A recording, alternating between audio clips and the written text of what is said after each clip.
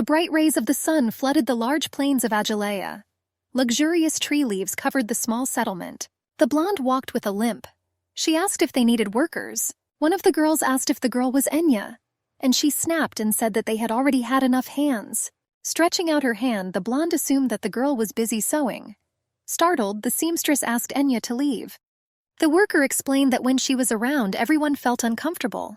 Sharply pulling her hand back towards her, the blonde asked for forgiveness. As soon as the girl left the premises, the workers began to whisper to each other. One seamstress noted that, if rumors are to be believed, the leader of their tribe lived with Enya. As she watched the girl go, she asked why the lame woman had come to them. The worker noticed that the girl had rather pale skin. She assumed that the blonde had never worked outside. The seamstress asked to watch their language, because Enya may not have said anything, but they did not know what to expect from Fuck. In ABC, a healthy body was considered the highest good. Most disabled children were immediately left in empty fields after birth. Luckily, the blonde was very lucky. Enya froze in place when she heard that the hunting party had returned. Merry cries about returning were heard throughout the village. Tarkan, the young leader of the tribe, was like a deity for all the youth. The chief looked like an incarnation of Laius, the god of war that the tribe worshipped. Someone suggested that the guy should become their next leader. The blonde froze, waiting for her lover. A slight blush appeared on her cheeks. The detachment that went hunting with Tarkan always returned without losses. For this, the guy received recognition among people. Many years ago, Tarkan was an outcast. The guy was a descendant of the fallen Kartatina with cursed blood. Compared to the blonde, the guy was often kicked around and ostracized. The guy had a fierce, devilish look. The brown-haired man was able to survive to the end, and eventually became the leader of the tribe. Soon people began to respect Tarkan more than the old and sick leader. This was natural, since the brown-haired man would never let the people around him die of hunger. Despite all the difficulties at this stage, everyone followed the leader and women always adored him. Tarkan was the strongest man in the entire Agilkian plain. Despite the fact that the blonde was not considered a person, the guy still chose her. Despite the guy's choice, Enya was often pointed at because she was lame. At one point, Grandma Piazza, who was the only shaman in the village and observing the family, uttered something like a prophecy. The healer explained that people died instantly from a twisted umbilical cord, from an insect bite, death from disease, from drowning, from a wild bison. The woman noticed that most often some problems occur during the birth of children. Piazza knew that it was unlikely that the child would grow to the point where she would be able to reproduce herself. After these words, women wanted to give birth as many times as possible. The girls needed a strong man who would be able to give healthy children. Looking up from her thoughts, the blonde realized that she had to go home quickly, since Fuck had been gone for a long time. Holding the hem of her dress tightly, Enya understood that her lover would be disappointed if she was late. The blood-red rays of the setting sun illuminated the luxurious house. The blonde came in with a limp. The girl turned around and realized that her lover had already arrived home. All the guy's legs were covered with many scars, and his calves were wrapped in a snow-white bandage. The brown-haired man sat on the sofa, covering his face with his hands. Gazing in surprise, the blonde realized that her lover had arrived first. The girl noticed that the guy looked pretty tired. Enya limped into the bedroom and sat down on the bed. Having opened his face, the brown-haired man followed his beloved with his gaze.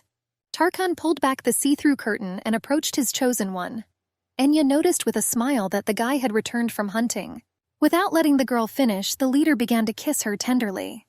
With a slight movement of his hand, the guy threw the blonde onto the bed. Tarkan gently kissed her neck. Pushing the guy away from her, the blonde asked him to stop quickly. After the guy stood up, old scars were visible on his torso. As soon as Tarkan returned from hunting, he immediately leaned on his beloved with his whole body, as if he wanted to eat her.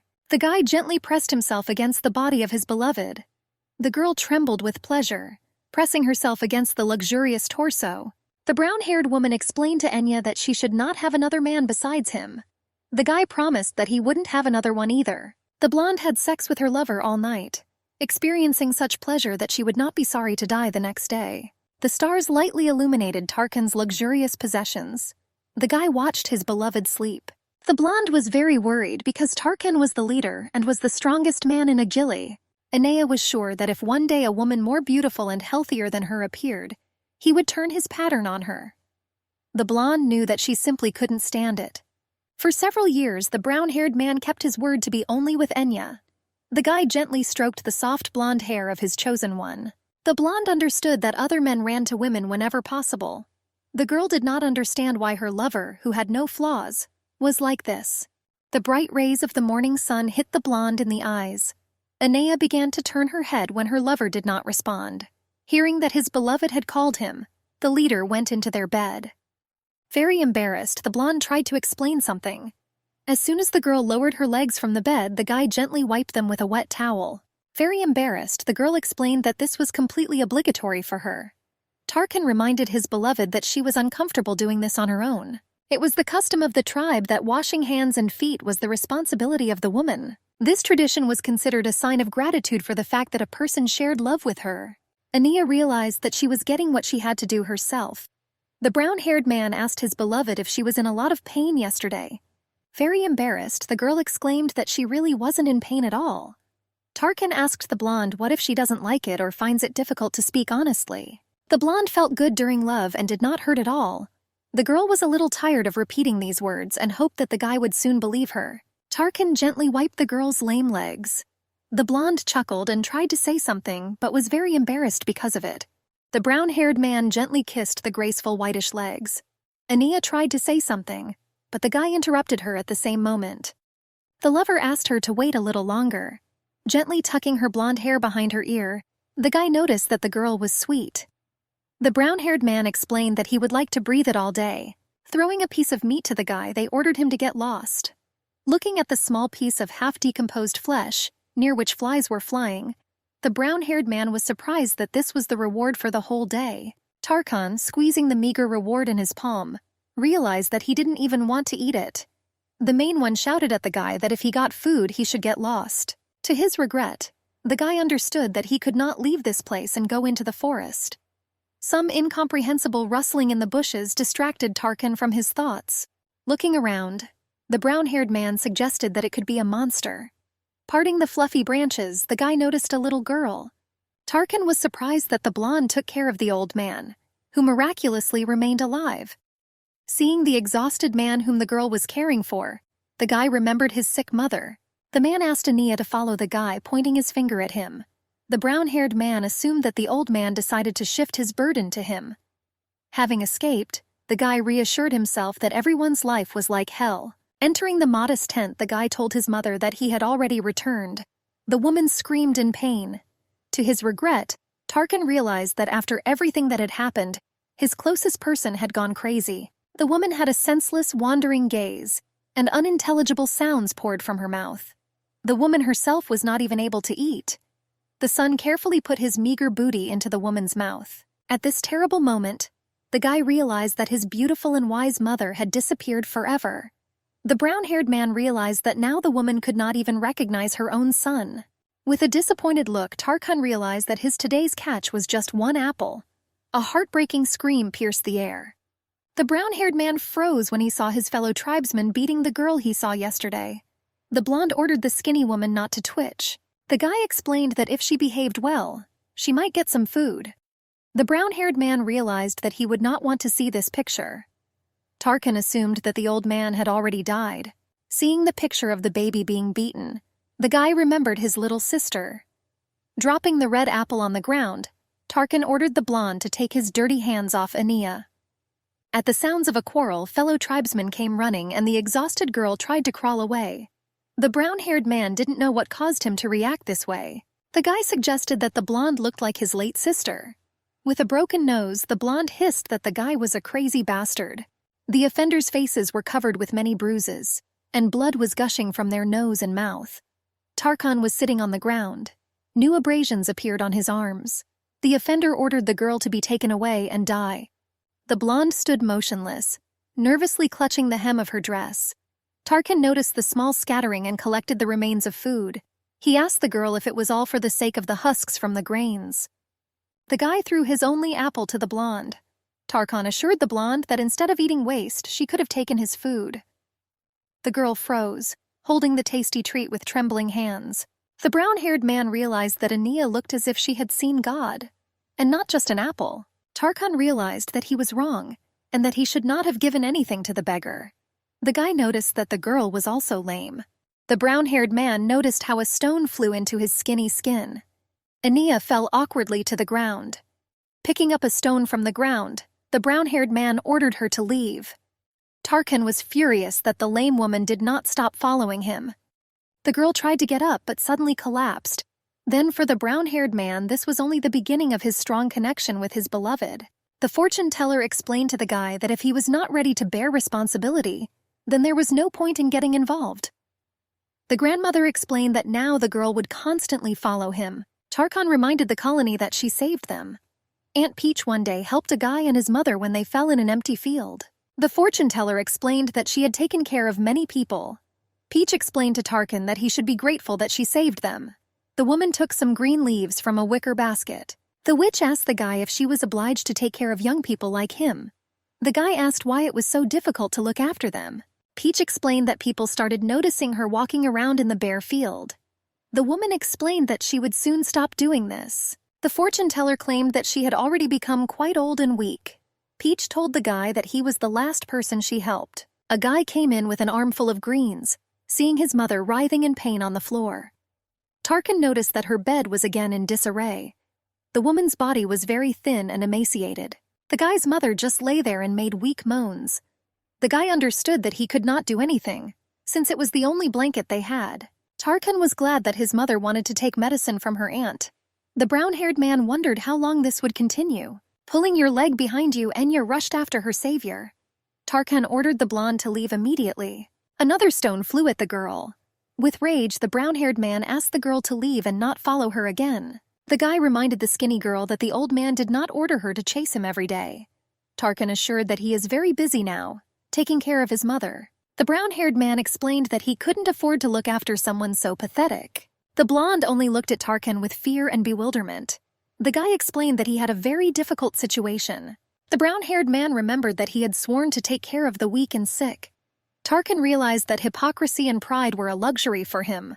Tarkan turned around and explained to the girl that if she understood, then let her get out. The guy quickly walked towards the river to wash his blanket. The brown-haired man lowered a piece of cloth into the water and began to actively scrub off the dirt. Tarkan's attention was attracted by something that was rocking on small waves. Coming closer, the guy saw a half-decomposed corpse. A guy with a spear in his hand looking from the cliff shouted for him to find it. The girl asked the leader to pull out the prey more carefully. Tarkan became wary and hid behind a stone. He suggested that one of those residents drowned the dead because of the red bird. Birds could be easily caught only when they drank water from the river. The red bird used a hook at the end of its tail to penetrate the skin of a person or animal. The guy knew that these damn animals took a lot of lives every month. The long-haired guy reported that the demonic beast had killed another one. The guy in the sand clothes noticed that the birds had become so active lately because of the mating season. The blonde asked Karen whether it was worth warning people not to walk along the riverbank for a while. Tarkan realized that the old man was the head of the Alyugan settlement. Sighing heavily, the white-haired man explained that he doubted that this would do anything to help their city. Karen argued with a grin that it would be better if people from another settlement became the snack. The man suggested that the birds would be distracted by those.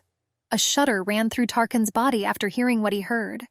The brown-haired man's hands tightly clutched a piece of dirty blanket. The guy realized that people living in deserted fields were simply bait for the monster. Tarkan realized that with the onset of the rainy season, the red birds became more aggressive. The guy involuntarily remembered the scream of this creature. Tarkan knew that the birds would search for food day and night. The brown-haired man involuntarily remembered the lame girl. The guy wondered why he was worried about others. Tarkan reminded himself that he was in no position to worry about others. Through a cloudless sky, the merciless sun flooded the valley. A hard whip flew into Tarkan's face. The guy turned away but didn't show it. Holding the whip tightly in his hand, the blonde explains to the guy that if he is as slow, he won't get paid. The brown-haired man understood that this was another ridiculous quibble. A huge abrasion was visible on Tarkan's face. The guy carrying a huge basket of meat realized that he had to push harder. The brown-haired man looked at his heavy burden. Tarkan realized that every day his mind was becoming more and more clouded. The guy remembered that he was ordered to cut meat from morning to evening. His hands were covered with many calluses and the blood of killed animals. Tarkan felt evil begin to arise in him. The overseer asked the brown-haired man what he was doing here and ordered him to continue working. Tarkan realized that such attitudes towards him had become more frequent since the moment he caused a commotion. The guy folded his hands and extended them to the blonde. Tarkan did not understand how he deserved such an attitude towards himself, because he was simply trying to earn money by honest work. With a venomous grin, the blonde threw a small piece of meat onto the ground. The supervisor, still smiling, ordered the worker to raise his meager wages. As soon as the brown-haired man bent over, the guy stepped on his massive body with his foot. Then he asked the guy how he dared to break the nose of Karen's cousin. Many blows flew into Tarkan's exhausted body, which fell on the guy like hail. The warden ordered him to lie down and compared him to slime. The blonde ordered the guy to finally die. Squeezing a small piece of meat in his hand, Tarkan realized that death was better than such a life. He understood that now he would prefer to swim in the river dead. The guy approached the water. The sun's glare played on its surface. Tarkan wondered what would happen to his mother if he suddenly disappeared. The brown-haired man heard some sounds not far from him.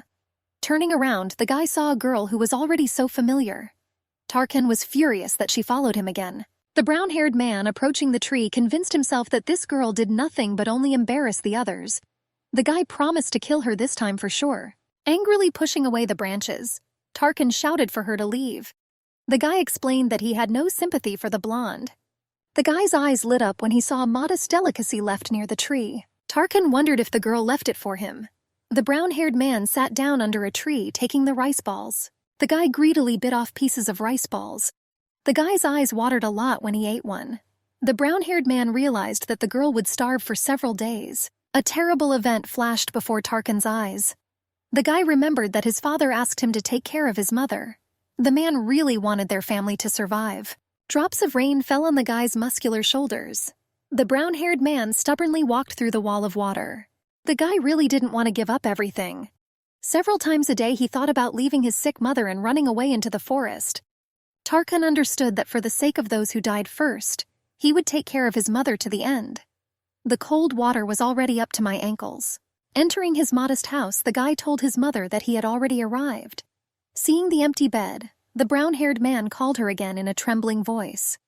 Tarkan came out of the tent and asked where she had gone. The guy saw traces on the ground of his beloved mother crawling. Tarkan realized that the sound was as if someone was dragging someone. The brown-haired man wondered what happened to his closest person. The guy understood that they should have moved to another place a long time ago. Not paying attention to anything, Tarkan ran, hoping to see the woman alive again. The guy heard heavy breathing behind him. Turning around, Tarkan saw a lame girl. Her legs were shaking violently. The guy asked if she was stalking him again. Taking a stone from the ground, he threw it at the thin woman. Tarkan urged her not to come near them anymore. The guy explained that this time he was serious and asked the girl not to follow him. Not paying attention to anything, the guy ran along the path. Massive branches whipped Tarkan's body from time to time. Running into the water, the brown-haired man turned to his mother. The guy pulled his trembling hands towards her. The woman opened her warm, motherly embrace. The brown-haired man asked the person closest to him to go home. Tarkan, with tears in his eyes, convinced his mother to go with him. The guy understood that it was not his mother in front of him. His world was broken into many small pieces. He just wanted to be free from pain. The guy walked on wobbly legs through the cold water, and a smile shone on his face. Approaching Tarkan, the lame girl hugged him tightly to her. The monster showed its face, opening its huge mouth in front of the guy. Only now did Tarkan realize that it was the red bird that had killed so many people. The creature pierced the blonde's leg with one of its huge tentacles. The bird grabbed Ania, wanting to devour her. The guy froze when he saw the blonde floundering senselessly trying to get out. After the fierce pain, the girl simply froze, as if accepting her fate. The red bird was already bringing its prey to its mouth. Blood slowly flowed from the wounded leg. With a clear cry, Tarkan took out a small knife. The brown-haired man stuck the modest weapon into the creature. There was an explosion, and the monster began to slowly lower the girl under the water. The blonde's fragile body flopped lifelessly in the water. Gray-blue eyes lit up, and only now Tarkan realized that this time he did not want to lose. Approaching the mouth of the red bird, the guy swung his knife. The brown-haired man's body was covered with scarlet liquid. The monster's blood slowly flowed into the riverbed. Tarkan pulled two women out of the water. The guy was breathing heavily, looking at them. The brown-haired man begged his mother to open her eyes. The guy realized that his mother was not breathing, but still begged her to wake up. Tarkan realized that he wanted to hug the last person dear to him for the last time. The guy realized that he did not want her to die pitifully in other families. The brown-haired man didn't want the woman to look so terrible. Waking up, the blonde looked at the guy. The girl slowly extended her hand towards the woman's body. Tarkan snapped at her not to touch his mother's body. The guy realized how hopeless he was, because he had lost his loved one again. After the guy screamed, Enya froze. Taking the weapon, the girl explained that it was supposed to stop the mother's breathing. Enya reported that the red bird left some vitality in the victim in order to eat it later. She explained that the woman was now in great pain. Tarkan raised his hand to protect the most valuable thing he had left. His whole body was shaking. The girl said that she would do it herself. The brown-haired man realized that he himself had to draw the blade. He understood that he simply could not muster the strength. Tarkan realized that little hands would send his dying mother to rest. Swinging her knife, the girl plunged the blade into the woman's chest. The brown-haired girl could only watch this indifferently. Events move forward many years. The cold rays of the stars illuminate the luxurious possession of Tarkan. The brown-haired man looked at his beloved. He asked again if she really wanted a child. The guy grabbed Enya sharply by the hand. The blonde called out to her lover in a trembling voice. Tarkan asked if she really wanted a child from another man. The blonde jumped up sharply. She soon realized that it was just a dream. The guy, whose body was covered with scars, gently pressed his beloved to him. Enya wondered if he would want a child with her. The bright rays of the sun illuminated the table filled with a lot of food. The chief said that if he left tomorrow, he would return to the Sabah. His lover was surprised that he was leaving again. Enya asked the guy if he would be somewhere nearby. The blonde was aware that there were less than 15 days left until Sabah. Putting more hearty food into the hot broth, the guy admitted that it wasn't very close. Sighing heavily, the brunette assured that he supposedly believed that it was worth visiting Perugia again. Perugia was a tribe in the desert fields that was friends with Ajalea. In a neighboring tribe, many people died due to the flood. Neighbors asked Agili for help. The tribe from the desert fields reported that they had few men to hunt. Lowering her eyes, the blonde wondered what could have happened again in Perugia. Hitting himself on the forehead with his palm, the guy remembered that his neighbors didn't have enough women to participate in subs. Brown explained that initially he only wanted to send Regatta. The leader shared that the elders were very insistent on his presence. Enya froze, thinking about the fact that her lover would accompany the woman to participate in submissive sex. With folded hands, Tarkan explained that everyone knew that he would not be alone. The guy promised the blonde that he would not do anything that could embarrass her. A little upset, Tarkan explained to his beloved what he wanted to say in advance, but now it was too late. Brown warned that women from Perugia would go there. He explained that girls from another tribe would find their matches among the men of Ajalea and bring them offspring. The blonde froze, realizing that the moment might come when Tarkan would leave her for another woman. Enya thought about leaving the guy herself. Grabbing his beloved's hand, Tarkan asked what she had just thought about. The girl, shuddering, insisted that it was nothing. Tarkan picked up the blonde and abruptly threw her onto the bed. Looking into brown eyes, the brown-haired man explained to the girl that she would have to wait for him there until he returned. The guy promised Aeneas that if he hears something from other women, like last time, then she won't get away with it. The leader asked his beloved not to go to places where there would be other men. Taking the girl by the shoulders, the brown-haired man asked if she understood him. Lowering her brown eyes, the blonde explained that she understood. The black horse reared up, preparing for the long journey. One of the guys asked to turn the horse's head in his direction. The brunette asked someone to give him a new rein. The guy held the horse by the newly torn leather reins. The blonde jumped up sharply because of the noise outside the window. Enya suddenly realized that Tarkan's people were already outside. The girl remembered that she had to prepare breakfast before her lover woke up. He had not woken up yet, but the girl was very nervous. The guy's tanned, lean body was completely covered with scars. As soon as the blonde stood up, her lover suddenly grabbed her hand. The guy gently pressed his beloved to him. The blonde sharply called out to Tarkan. The guy from the back muttered, shooing them away, and he explained that he warned the guys not to make noise near his house. Enya explained to her lover in a trembling voice that it had already died down. The girl reminded the brown-haired man that he should eat something before setting off. The blonde's eyes darted frantically around the room. The girl was very worried that she overslept and did not have time to prepare breakfast. Tarkan reassured his beloved that he would be able to eat on the road. Shyly lowering her eyes, the blonde explained that if he went on an empty stomach, he might become ill. Not wanting to get out of the soft bed, he asked to give him something right now. Very nervous, the girl asked again. Enya explained that cooking took a long time. Brown insisted that this was not what he was talking about. Tarkan explained to his beloved that he meant her lips. She was very embarrassed by these words and her eyes began to sparkle. The guy jokingly asked her to do it as quickly as possible. The brown-haired man winked and explained that if she didn't do this, he wouldn't get up. The noise outside the window did not stop.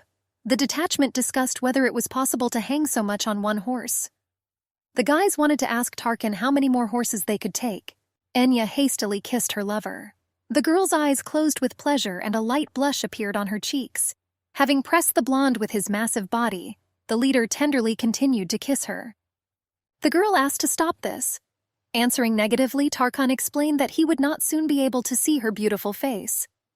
Enya gently stroked her lover's hands. Soon the bed began to creak rhythmically, and the girl moaned with pleasure. Having gathered, the brown-haired man promised to come by Sabah night. The guy asked his beloved not to skip meals. Seeing Tarkan off, the blonde asked him not to worry. The guy kissed her gently on the forehead and explained that it was time for him to leave. Rough streams of water quickly descended over the rocky terrain, falling over the cliff. The sun's glare played on the small waves created by the current. Sitting near the waterfall and listening to the sounds of water, Enya squeezed out one of the things. The girl dipped her feet into the pleasantly cool water. The blonde knew that her lover always washed his clothes himself. Enya knew that she didn't have much to do because of this. The girl knew that her lover was good in everything. Before her departure, Tarkan got up before her every time and dealt with all the chores around the house. Very embarrassed, the blonde explained that she wanted to do it herself. The brown-haired man taught Enya to sew and weave baskets. Tarkan was younger in the plant group, although he was the highest group of the rest. When the brown-haired man became the leader of the tribe, he changed a lot in his life. Enya understood that these changes did not please her. The chief did not participate in Sabah. Serbina, who was the wife of Chief Kahanta and the daughter of an elder, was constantly criticized by Tarkan for abandoning his duties because of his disabled wife. The brown-haired man was furious that they didn't even pay attention to him, talking about dirty blood. The guy angrily asked if they really wanted him to participate in the subs now. The leader explained that he was sent to hunt according to some principles that were known only to them. The guy explained that it was life-threatening. His teeth were clenched tightly and his hands were twitching nervously. Tarkan explained that since he was a man, he never shirked his work in the tribe. The brown-haired man explained to the old man that since they now live wonderfully and richly, this was his merit. Tarkan asked if the old man really wanted even more submission from him. As a result, the chief elder again invited the guy to become a leader, but the main condition was that Tarkan would not participate in the subs.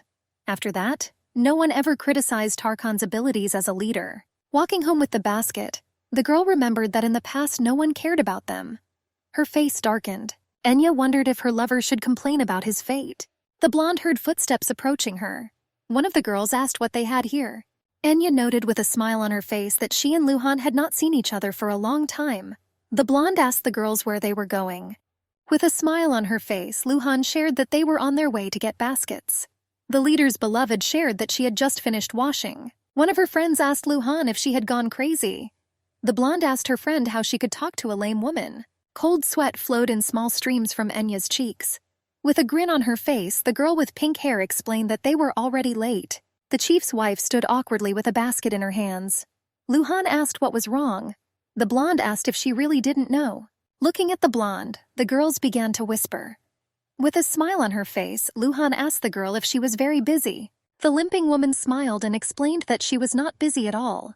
The brunette invited Enya to go with them to weave baskets together. Luhan told the lame woman that they were going to work. Joy flashed in the blonde's eyes. 4 girls approached a building with luxurious columns. Enya kept a little distance from her new acquaintances. The main one called out to Luhan, Ashia, and Sia. She asked why the girls were late. Parting the curtains, the blonde snapped that someone had delayed them. The girls asked for forgiveness.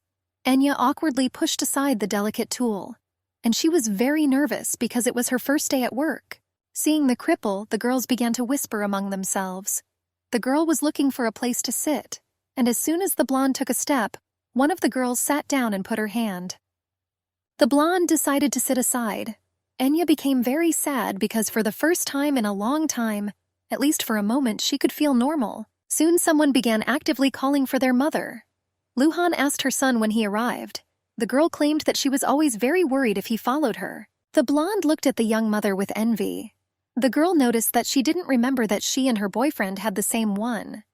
Enya asked the brunette if he was her child. Smiling, the girl replied that everything was right. I was hugging the little boy to me. The brunette shared that she was already a mother of 3 children. The girl with blue eyes asked if her friend had said that the father of this child built the house where she now lived. With an awkward smile, Luhan replied that the house belonged to the father of her second child. The brunette explained that she received housing after she gave birth to her 3rd child. Luhan noticed that her first home was in excellent condition. Enya thought that building a house was one of the basic rules of Ajalea. The disabled girl drooped, realizing that Tarkan didn't do that. With a proud smile on her face, Luhan noted that the father of her 3rd child was the best hunter. The brunette boasted that before she came home, the man brought a huge basket filled with meat. The girl admitted that her child eats a lot and this was a real problem. The blonde noticed that her friend was pretending to laugh at the child, but in fact she was praising her husband. Holding the baby close, the brunette explained that his mother had to work. Looking back at the young mother, the blonde realized that she was not much older than her. Aeneas realized that she had already given birth to 3 children. The disabled girl realized that in their settlement, women quietly got along with men and gave birth to children. The boys had to fulfill their duties as a father. Children traditionally continued their mother's line. Women capable of giving birth attracted any man from the tribe. Turning to the young mother, the blonde asked where the women would come from to participate in the subs. The brunette shared that they will be coming from Perugia. A colleague was surprised to tell Luhan that wedding ceremonies were held at the visitor's place. The blonde said that women from another tribe got married and spent their whole lives with only one man. The young mother was surprised by such traditions. The girl started talking about whether there was any point in this. One of the employees shared that women from Perugia did not participate in Saba. A girl with copper hair asked if foreign women were scared.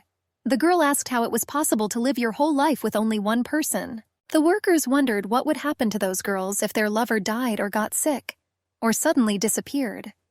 While working, the girls noticed that they were really brave. Enya realized that she had heard about this once. Luhan turned to the blonde and asked if she was participating in subs. Very nervous, the disabled girl hesitated a little with her answer. Enya explained that she doubted it would happen. The brunette argued that if Tarkan was against it, then the new employee couldn't just give up. Lujin reminded the blonde that she too was a healthy woman and from Agalea. The blonde asked why she couldn't try it for at least one day. With a smile on her face, Luhan explained that she could go. With a forced smile on her face, Enya explained that she could ask him just once. Saba was the largest and most important festival. At the great festival, the gods of Agalea and the gods of fertility, abundance and crops were praised. Enya realized that there were many meetings at the festival, but she never participated in the subs. The blonde sat and looked awkwardly at her new acquaintances. Approaching the lame woman, the blonde with 2 pigtails noticed that she was doing something wrong. Looking at her basket, Enya awkwardly held out her basket and asked for forgiveness. Sighing, the girl noticed that if she had already started, she had to do it to the end. Looking at her handiwork, the blonde remembered that she was doing it as Tarkan taught her. The leader's beloved realized that she was scolded because this method of weaving was like in carton tin. Someone suddenly touched Enya's leg. The girl lowered her eyes to the little boy and an extra deft "oh" escaped from his mouth. Looking around the room, the blonde asked the baby where his mother was. The lame woman extended her hand to the boy and asked if he was lost. Picking up the child from the floor, the brunette asked what Enya was doing. Looking up at the girl, the blonde explained that she just wanted to find his mother. The brunette furiously explained that the girl had just touched her son.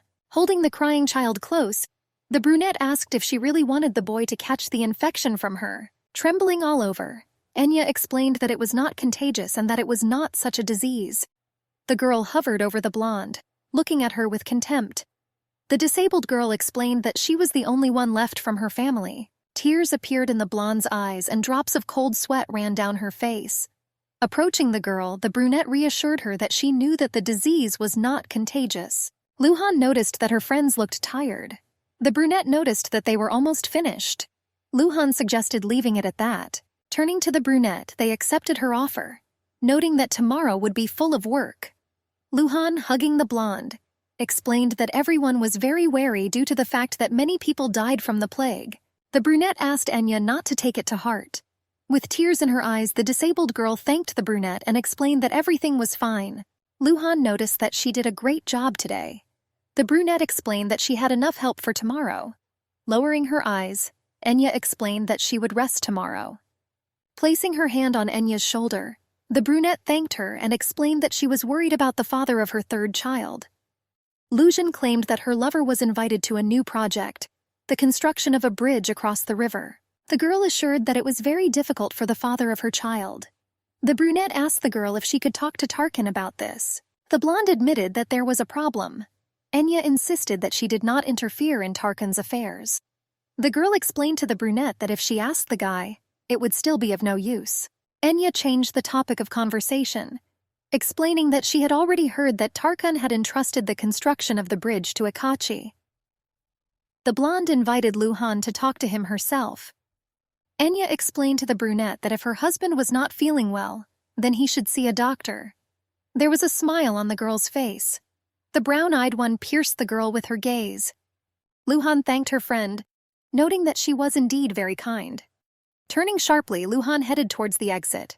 While forcing herself to eat, Enya assumed that she had made a mistake. The blonde was glad that Tarkan was not there at the moment. The girl realized that if she continued to be alone with Tarkan after he became the leader of the tribe, then her negativity would only grow. Stepping out of her comfort zone, the blonde tried to leave the house more often and communicate with people. Enya felt all the cold glances on her every time. Biting her lip, the girl remembered that she promised Tarkan that she would take care of herself while he was away. Enya tried to finish the broth, although she didn't feel like eating at all. The blonde realized that she needed to cheer up as quickly as possible. Awkwardly looking into the workshop, the girl asked if she could help. The brunette asked through clenched teeth that the girl was sent home yesterday, but she returned again. The girl sitting next to the brunette confirmed that they had enough workers. Luhan explained to the blonde that everything was fine and called her over. The girls discussed that the Great Saba holiday would soon be held. The workers were excited to see if the expedition would arrive by then. The girls remembered that today they will sew clothes for Saba. Soon the night of the great celebration arrived. Sparks from the fire rose like small phoenixes to the stars. Many people gathered around the huge flame. The silence of the night was broken by the sounds of drums. Under the moonlight, young people found new alliances. The lovers had a great time at the festival. Enya was sitting at home all alone. The girl was looking at recent finds from the beach. The blonde remembered that spring had come under the moonlit sky while admiring the Milky Way. Enya noticed that on Saba night the village became very noisy. Usually on this day they, together with Tarkan, went outside and looked for pebbles. The blonde remembered that Tarkan was very angry because on the night of Saba people did not sleep all night. The brown-haired man offered to show the girl something beautiful. In a trembling voice, the girl recalled that people said that it was allegedly not safe outside the village. She hesitantly placed her snow-white hand on the hand of Tarkan, whose body was dark, and there were many scars on his arms and body. He looked at his beloved, and the guy explained that there were no adults nearby to look after them. Tarkan looked back at the blonde and asked what the difference was. The guy explained to his beloved that she knew this area like no one else. From that moment on, every year the brown-haired man gave his beloved a ride on his back. They had a small tradition: to wander through the mountains and other beautiful places under the stars and watch the moonlight playing on the water. Sitting on the brown-haired man's back, Enya pointed her finger at the berries and asked what it was. The guy happily answered all questions from the names of birds and animals to plants and trees. Very embarrassed, the blonde asked her lover how he knew about all this. Genuine curiosity shone in the girl's eyes. Tarkan simply looked at the stars and did not answer. As soon as the girl called out to him, the guy admitted that he learned about all this from his family. The blonde hesitated, because she knew how painful this memory was for him. From that day on, Enya decided not to ask the guy about his family anymore. The girl sadly looked at the pebbles that they had previously collected. Enya often played with the brown-haired boy as a child. The guy often won, which made the girl upset. Tarkan deliberately allowed the girl to win the next round. The blonde recalled these moments with a smile, running her fingers over the mirror crystals. She realized how much she missed Tarkan. The girl wondered if her lover would return today. There was a rustling sound behind the door. Enya turned from her thoughts and looked at the entrance with hope. One of the girls asked her friend to be quieter.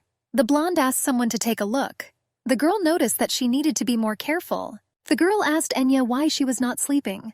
The mistress of the house asked the girls why they came at night. The blonde asked if she could open the door and explained that it was urgent. Opening the door without much desire, Enya asked what happened. Grabbing the blonde's hand, the girl explained that there was no time to explain everything. The girl only explained that Tarkan had returned. In a trembling voice, Enya asked if her lover had really returned. The blonde reported that their leader was seriously wounded and bleeding. The blonde asked the girl if she would just stand because her lover could die. In a trembling voice, the girl asked how Tarkan got hurt. Enya said that they should call a doctor. The girls asked the blonde to run faster. They promised to explain everything to her along the way. Despite the severe pain in her leg, Enya tried to keep up with her new acquaintances. The blonde realized that there would soon be a huge stone area. Enya began to doubt that a seriously injured person would be dragged to the place where the festival was going on. The girl noticed that their path was almost completely immersed in darkness. Enya did not understand what to do, because her legs did not obey her at all. One of the girls asked the blonde why she was so pale, as if she was about to faint. A girl with gray hair invited her friend to rip her clothes. The girl explained that she did not want to touch Enya, and invited her friend to carry out her plan herself. The whole picture before Enya's eyes began to become covered with fog. The blonde realized that she had been deceived. At the same time, the girl was glad that her lover was not hurt. One of the girls with a slight tug tore the heroine's clothes, exposing her breasts. Blushing heavily, the blonde asked why the girls did this to her. She begged them to stop. With a grin on her face, the girl with blue eyes asked her to stand still. She argued that this way Enya would be able to participate in the subs. Sparkling her amber eyes in the twilight, the second one said that Tarkan would probably be able to look at that one. Wriggling like a snake, Enya tried to resist. The blonde begged him not to do this. The girls tried to break Enya, claiming that Tarkan would soon have a new woman. The girls argued that she should enjoy it. With tears in her eyes, Enya bit one of the liars and tried to escape. The girl abruptly pulled her hand back and asked if she was crazy. The blonde fell to the floor, breathing heavily. A friend noticed that Ashika's finger was bleeding heavily. Trying to hide her cleavage, the blonde asked not to touch her. Enya promised the offender that if she touched her again, she would bite off her finger. The victim suggested that the girl was locked in that house because of her behavior. Turning away, the blonde invited Sue to go further. Sue explained that she had touched the dirt and now needed to wash her hands as quickly as possible. Sitting in the twilight in complete silence, Enya tried to get up. The blonde suggested that Tarkan could have already returned. The girl realized that she had to return home as quickly as possible. While limping along the path with a quick step, the blonde heard someone's voice. Enya asked who called her here. One of the girls noticed that Sue and Aishka had already left. She assumed that apparently no one would come. Wiping her body with a snow-white towel, Luhan noticed that she had already explained everything. Laughing, the brunette noticed that it was necessary to bring her down from heaven to earth. The copper-haired girl asked her friend if it was too cruel. She noticed that Luhan had burned all of her baskets. The brunette suggested that it might be cruel, but she wouldn't tell anyone. After listening, Luhan noted that they should be careful. Enya, hiding behind a tree, listened attentively to the conversation. The blonde couldn't believe her ears. Tears appeared in Enya's eyes. The girl was sure that if she was patient, then everything would work out. The blonde saw her work burning with a bright flame. Realizing that she would not be able to control her emotions, the girl decided to quickly leave. Anaya came across a long-haired guy. The girl immediately asked the stranger for forgiveness. The brown-haired girl asked the girl what she was doing alone in the middle of the forest when everyone was having fun. The guy noticed that the blonde had an unfamiliar face. The brown-haired man asked if she was here alone. Taking the girl by the shoulder, the stranger asked if this was her first time in Saba. Startled, the blonde asked not to touch her. With a smile on his face, he asked her not to worry and promised to help. Parting the thick branches of the bushes, the blonde asked Axon why he left. Smiling, the brown-haired man explained to his friend that the girl had come for the first time. Kai noticed that the girl did not like it, and asked his friend to let her go. The blonde asked the girl if she had come with someone. The guy offered to take the blonde to him. Smiling, Axon asked his friend to wait. The brown-haired man explained that the more he looked at the girl, the more he liked her. Confused, Kai noticed that his friend was indeed right. Axon explained that the stranger's skin was very delicate and soft. The blonde realized that she had to say it. Losing her voice, she stated that she did not participate in the Saba. Kai called out to his friend and asked him to turn around. Without letting go of the girl, the brown-haired man asked what he needed. Feeling hot breath on his neck, Axon turned around. Tarkan looked at the guy with surprise and fury. In a trembling voice, he asked Tarkan why he was here. Realizing what he had done, the guy explained in a trembling voice that he allegedly did not know that this woman belonged to the leader. With tears in her eyes, the blonde insisted that everything was fine. Enya suggested that her lover just go home. Taking the girl in his arms, the brown-haired man looked at the guys with an unkind look. The leader ordered the guys to be thrown into prison. There was unshakable confidence on the leader's face. The blonde claimed that he knew nothing. Taking up Kai's idea, his friend explained that they were just trying to help the girl. While Tarkan was leaving, the guys claimed that they did nothing. Without turning around, the guy carried his beloved home in his arms. Returning to the cozy, warm rooms of his house, the brown-haired man asked what she forgot there.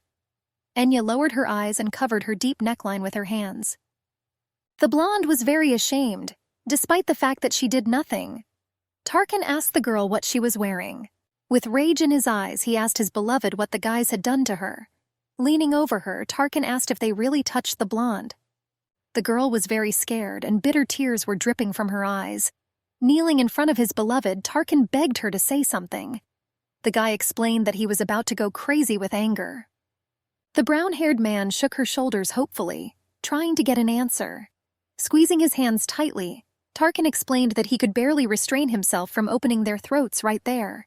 The brown-haired man suggested just going and getting rid of ill-wishers.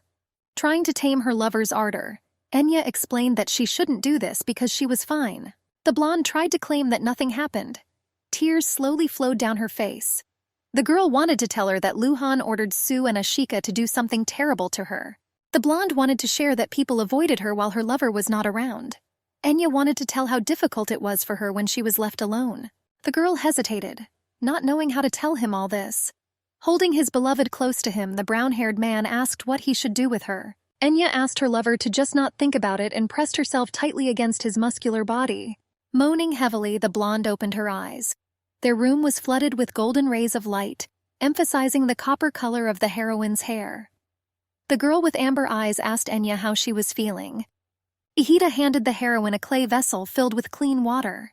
The girl said that her lover just got up earlier and told her not to wake the girl. Ihita asked the blonde to drink the drink. She did it in a few sips. Enya grimaced from the disgusting taste and tears appeared in her eyes. The girl with amber eyes told the heroine that the medicine tasted so-so, but was very good for women's health. Ihita explained that Tarkan told her that the blonde had started her period. Looking down her brown eyes, the blonde realized that her lover remembered this. Running her eyes around the room, Enya tried to find the brown-haired man. The girl hesitantly placed the medicine on the snow-white sheet. Noticing the blonde's concern, Ihita told the girl that Tarkan had already left. Raising the plate with the nasty medicine again, Enya asked if the brown-haired man looked angry. The servant explained that she was not entirely sure, but in her opinion, Tarkan was always in a lousy mood. The blonde asked if he told her lover where he was going. With a little sparkle in her eyes, the girl reported that their leader had gone on a tour of a new settlement for Peruvian women. With a little concern, Ihita asked what happened last night. The girl said that Piachi's grandmother saw Tarkan yesterday near the first aid post. Enya, with a cold sweat on her face, remembered the terrible events of the previous night. The girl assumed that Tarkan dealt with those guys. The blonde nervously jumped out of bed. The girl told Ihita that she would be going out for a while. Enya, despite the pain in her leg, rushed to the exit. Dragging her sore leg behind her, the blonde realized that she was seeing these women for the first time. Enya assumed that these were Peruvian women. Hearing the noise and bustle of many people, Enya wondered what was going on there. A guy with brown hair called out to the girl. The blonde asked why she came there. Regatta asked what would happen if Tarkan saw his beloved here. The blonde said that she was looking for Tarkan because she was very worried about yesterday. The guy promised to take care of it and asked Enya to return home. Regatta reported that the leader was busy today. The guy explained that it would be difficult to meet with him. Walking to the gathering place of people, the blonde asked what kind of sound was coming from the room. The guy said that it was better for her not to look there. Pushing aside the light tulle curtain, Enya froze in surprise as she watched what was happening. The dark-haired girl beat Luhan with rage. The brunette asked what she was doing on Saba Day. Her blue eyes shone with rage, while more and more slaps flew at the brown-haired woman. The blonde stopped beating and turned to Serbia. Throwing a disapproving glance at Enya, the brunette asked what she was doing here. Serbia was the daughter of Elder Ajalea. Trying to defend Luhan, the blonde explained that there was a misunderstanding. Serbia asked again in surprise. The culprit stood with a normal look, not even trying to resist. The brunette said that, on the orders of the head of the tribe, she punished the unreasonable women who caused trouble yesterday. Freezing, Enya realized that Tarkan knew everything. The brunette snapped that she asked not to let anyone in. Serbia asked the victim when she got here. Enya, with cold drops of sweat running down her face, explained that this was her doing. The blonde asked who the culprit should have apologized to. Enya reminded Serbia that these were not her problems. Gritting her teeth tightly, the matron gave the blonde a disapproving look. Serbia asked if the girl had really interfered with the leader's order. Trembling all over, Enya explained that this was not true at all. Lowering her eyes, the blonde explained that the girls had offended her. She asked to be given a choice of how to punish the perpetrators. The blonde explained that Luzhin was pregnant. Enya was worried that something might happen to the girl. The victim asked the warden to stop. Sighing heavily and hitting herself on the forehead with her palm, the brunette explained that she was not responsible for what would happen next. The culprits looked at Enya with contempt. Enya asked how someone could be so gullible. The girl explained that she would not get her hands dirty to take revenge on the offenders. Enya explained that if the girls get it not from her, she will get it back from others. Luhan looked away, not knowing what to answer. The brown-haired woman did not feel guilty at all for what she had done. Sue, holding her friend close to her, asked her not to cry. Regatta explained to Enya that it was really time to return. The blonde stood there confused. I didn't know what to answer her. The guy again called the girl by name, but she didn't seem to hear his words. Enya looked at the tied-up guys she had crossed paths with yesterday. The muscular bodies were tied with strong rope. The boy's entire body had many abrasions. The warden casually pulled the rope, causing pain to the boys. Kai and Okasan's eyes were downcast. Looking nervously at the prisoners, Regatta reminded the girl that it was good that everything ended this way. Realizing that Tarkan was the most rational in the tribe, the brown-haired man reacted very sharply when it came to his beloved. Looking away, Regatta wondered why the future leader was so fixated on this girl. Distracted from his thoughts, the guy saw the daughter of a Peruvian leader. The girl with red hair chatted pleasantly with Tarkan.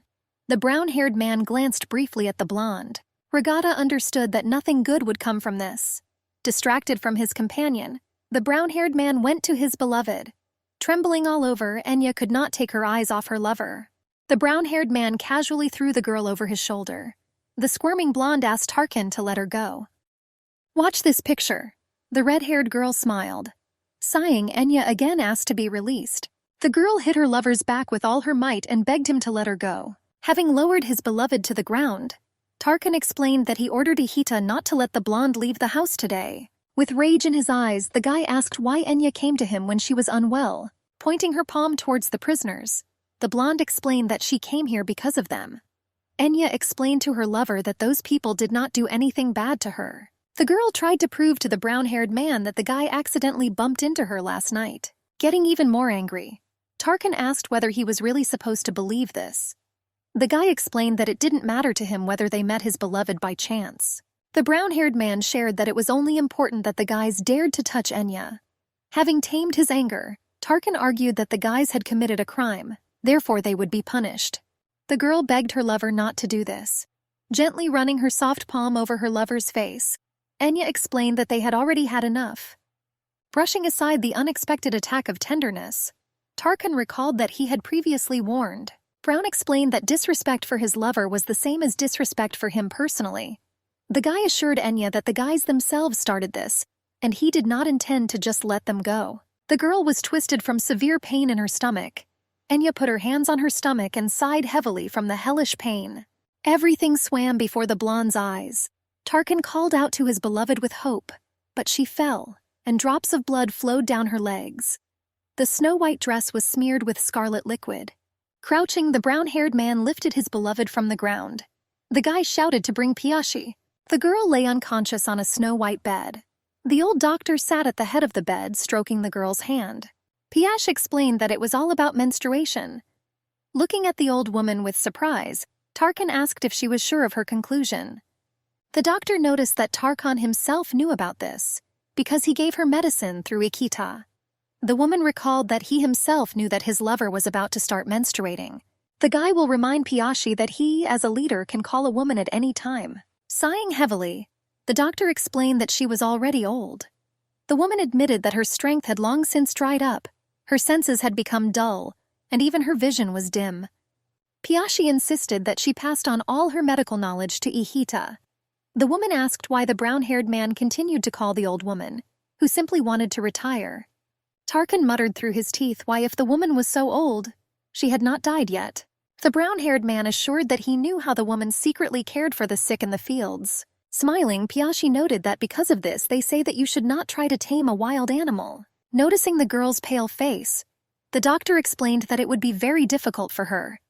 The woman warned that if the blonde gets pregnant, her body may not be able to handle it. The brown-haired man snapped that he didn't remember asking about this. The healer noticed that Enya's body had an energy that was different from that of other Agilian women.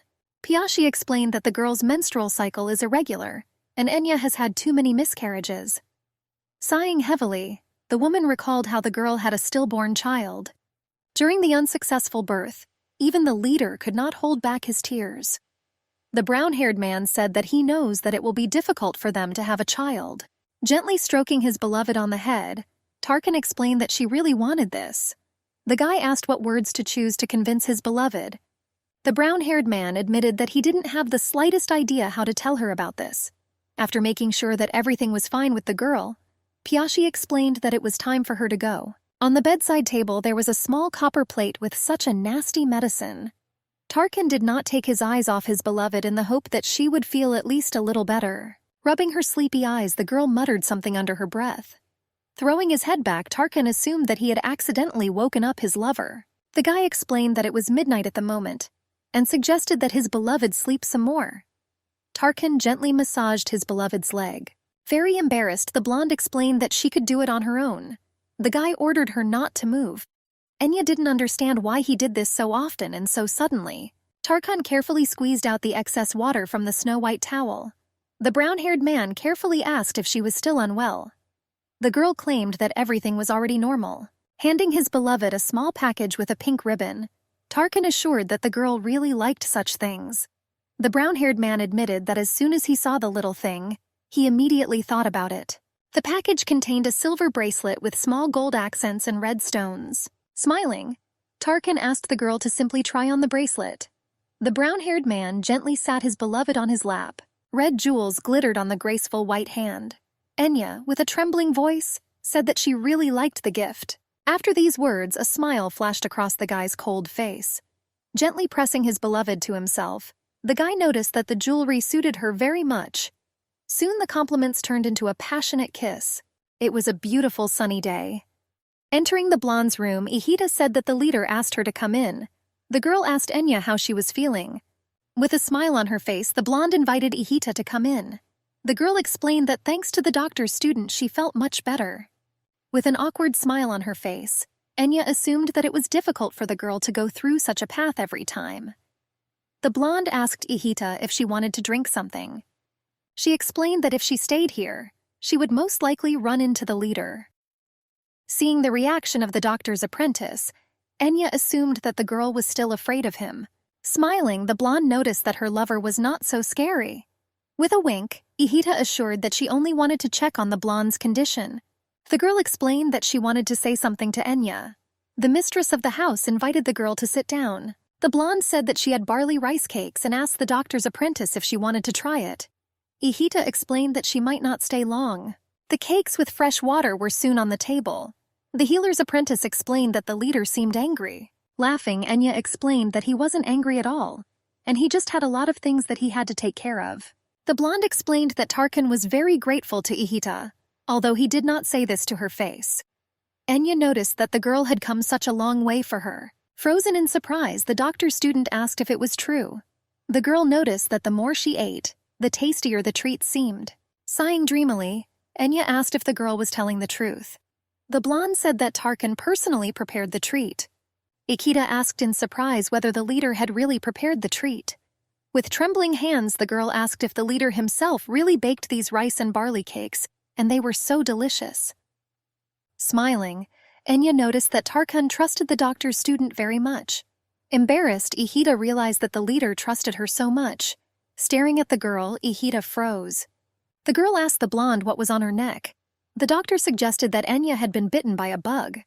Ikeda carefully asked if she should bring the medicine. Very embarrassed, the blonde insisted that everything was fine with her. The doctor asked the girl to show the bite. The girl promised Enya to prepare medicine. The blonde waved it off and explained that she just had hives. The girl assured that she had a cure for this disease too. The girl argued that it was not worth it, because she really was all right. Enya claimed that the hives would soon go away on their own. The doctor explained that she would tell the leader about this just in case. Ikeda suggested that Tarkan might reprimand her. Enya recalled that the girl wanted to tell her something. The doctor asked the blonde if she had met Peruvian girls. Remembering the red-haired girl she met yesterday, Enya assumed that the stranger was from Perugia. Emotionally gesturing, Ikeda shared that in the morning the daughter of the leader of Perugia called all the Agelian women. The red-haired girl asked them to be polite to the people from Perugia. The leader's daughter asked which of the women was the leader's wife. As soon as Sylvia talked about the Agelian culture, she noticed that their tribe had barbaric customs. Ikeda shared that that girl said that she would understand their traditions for the sake of Tarkan. The doctor explained that the girl was so arrogant that it was difficult to listen to her. Enya asked in a trembling voice about Tarkan's wife. Ikeda said that when Sylvia explained that their leader did not have a wife, the girl had a strange expression on her face. The red-haired girl at that moment said that she heard that the leader had a woman with whom he lived for a long time. The leader's daughter asked if Tarkan's beloved had children. The red-haired girl asked how many of the children were from the leader. Starting to get nervous, Tarkan's beloved asked what happened after that strange question. Ikeda explained that she herself did not understand what had happened.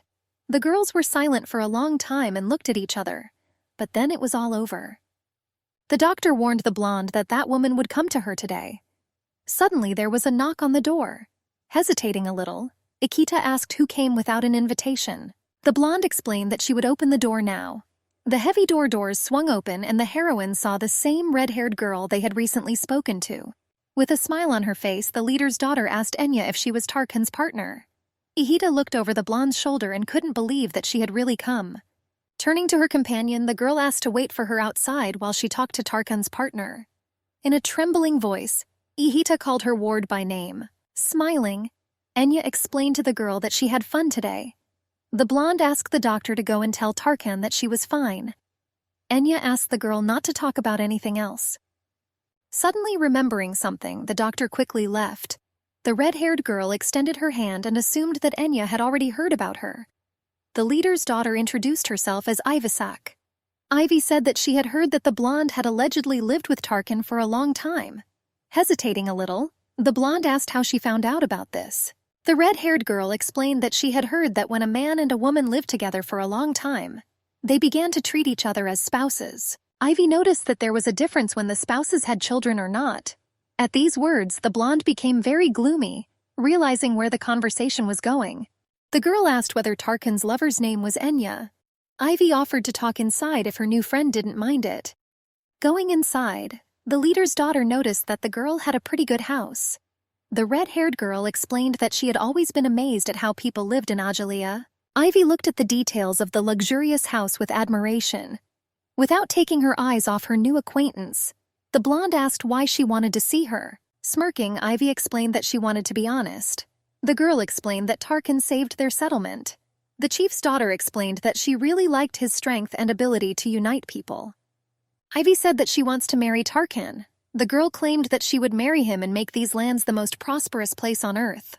The leader's daughter explained that this was necessary in order to win the war with Argon, which would begin very soon. Pausing Ivy's story, the blonde asked what she meant. Not believing her ears, she asked again whether the war would really start soon. Argon was a vast desert that bordered the Great Plains. There was Garaganta, which was the lair of a snake-like asp monster.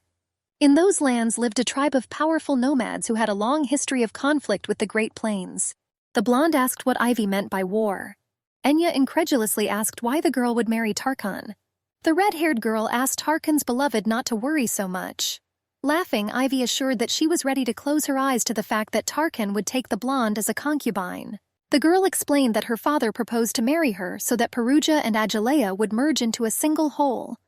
The leader's daughter explained that the brown-haired man immediately refused, without even listening to the end. Holding her head, Enya tried to comprehend everything that had been said.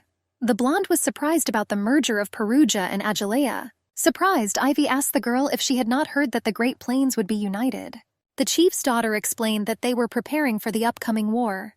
Glancing nervously at her guest, Enya realized that her lover would soon go to war. Entering the room, the brunette, breathing heavily, asked if the girl had gone crazy. Grabbing Ivy's hand, the guy asked why she came to his house. Smiling, the leader's daughter congratulated Tarkan on his return. Ivy explained that this was the only way to meet him. The girl asked if he was really going to hide the blonde forever. The leader's daughter reminded that as soon as the guy agrees to the merger of their tribes, there will be no stronger weapon than with her. Ivy explained that she allegedly believed that Tarkan would at least tell this to his beloved. The guy asked the red-haired girl to shut up. The brown-haired man ordered Ivy to apologize to his wife immediately. Standing up, the red-haired girl chuckled displeasedly.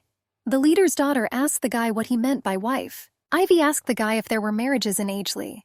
The girl noticed that the brown-haired man and Ania had no children. Grabbing his beloved by the hand, Tarkan explained to the uninvited guest that she was wrong. The brown-haired man explained to her that if marriage is considered to be the presence of children, then Enya had long been his wife. Smiling, the leader's daughter explained that even if this was true, her opinion would remain unchanged. Ivy invited the guy to come to her when he changed his mind. Trembling all over, the blonde asked her lover to let her go. Enya pushed her lover away with all her might.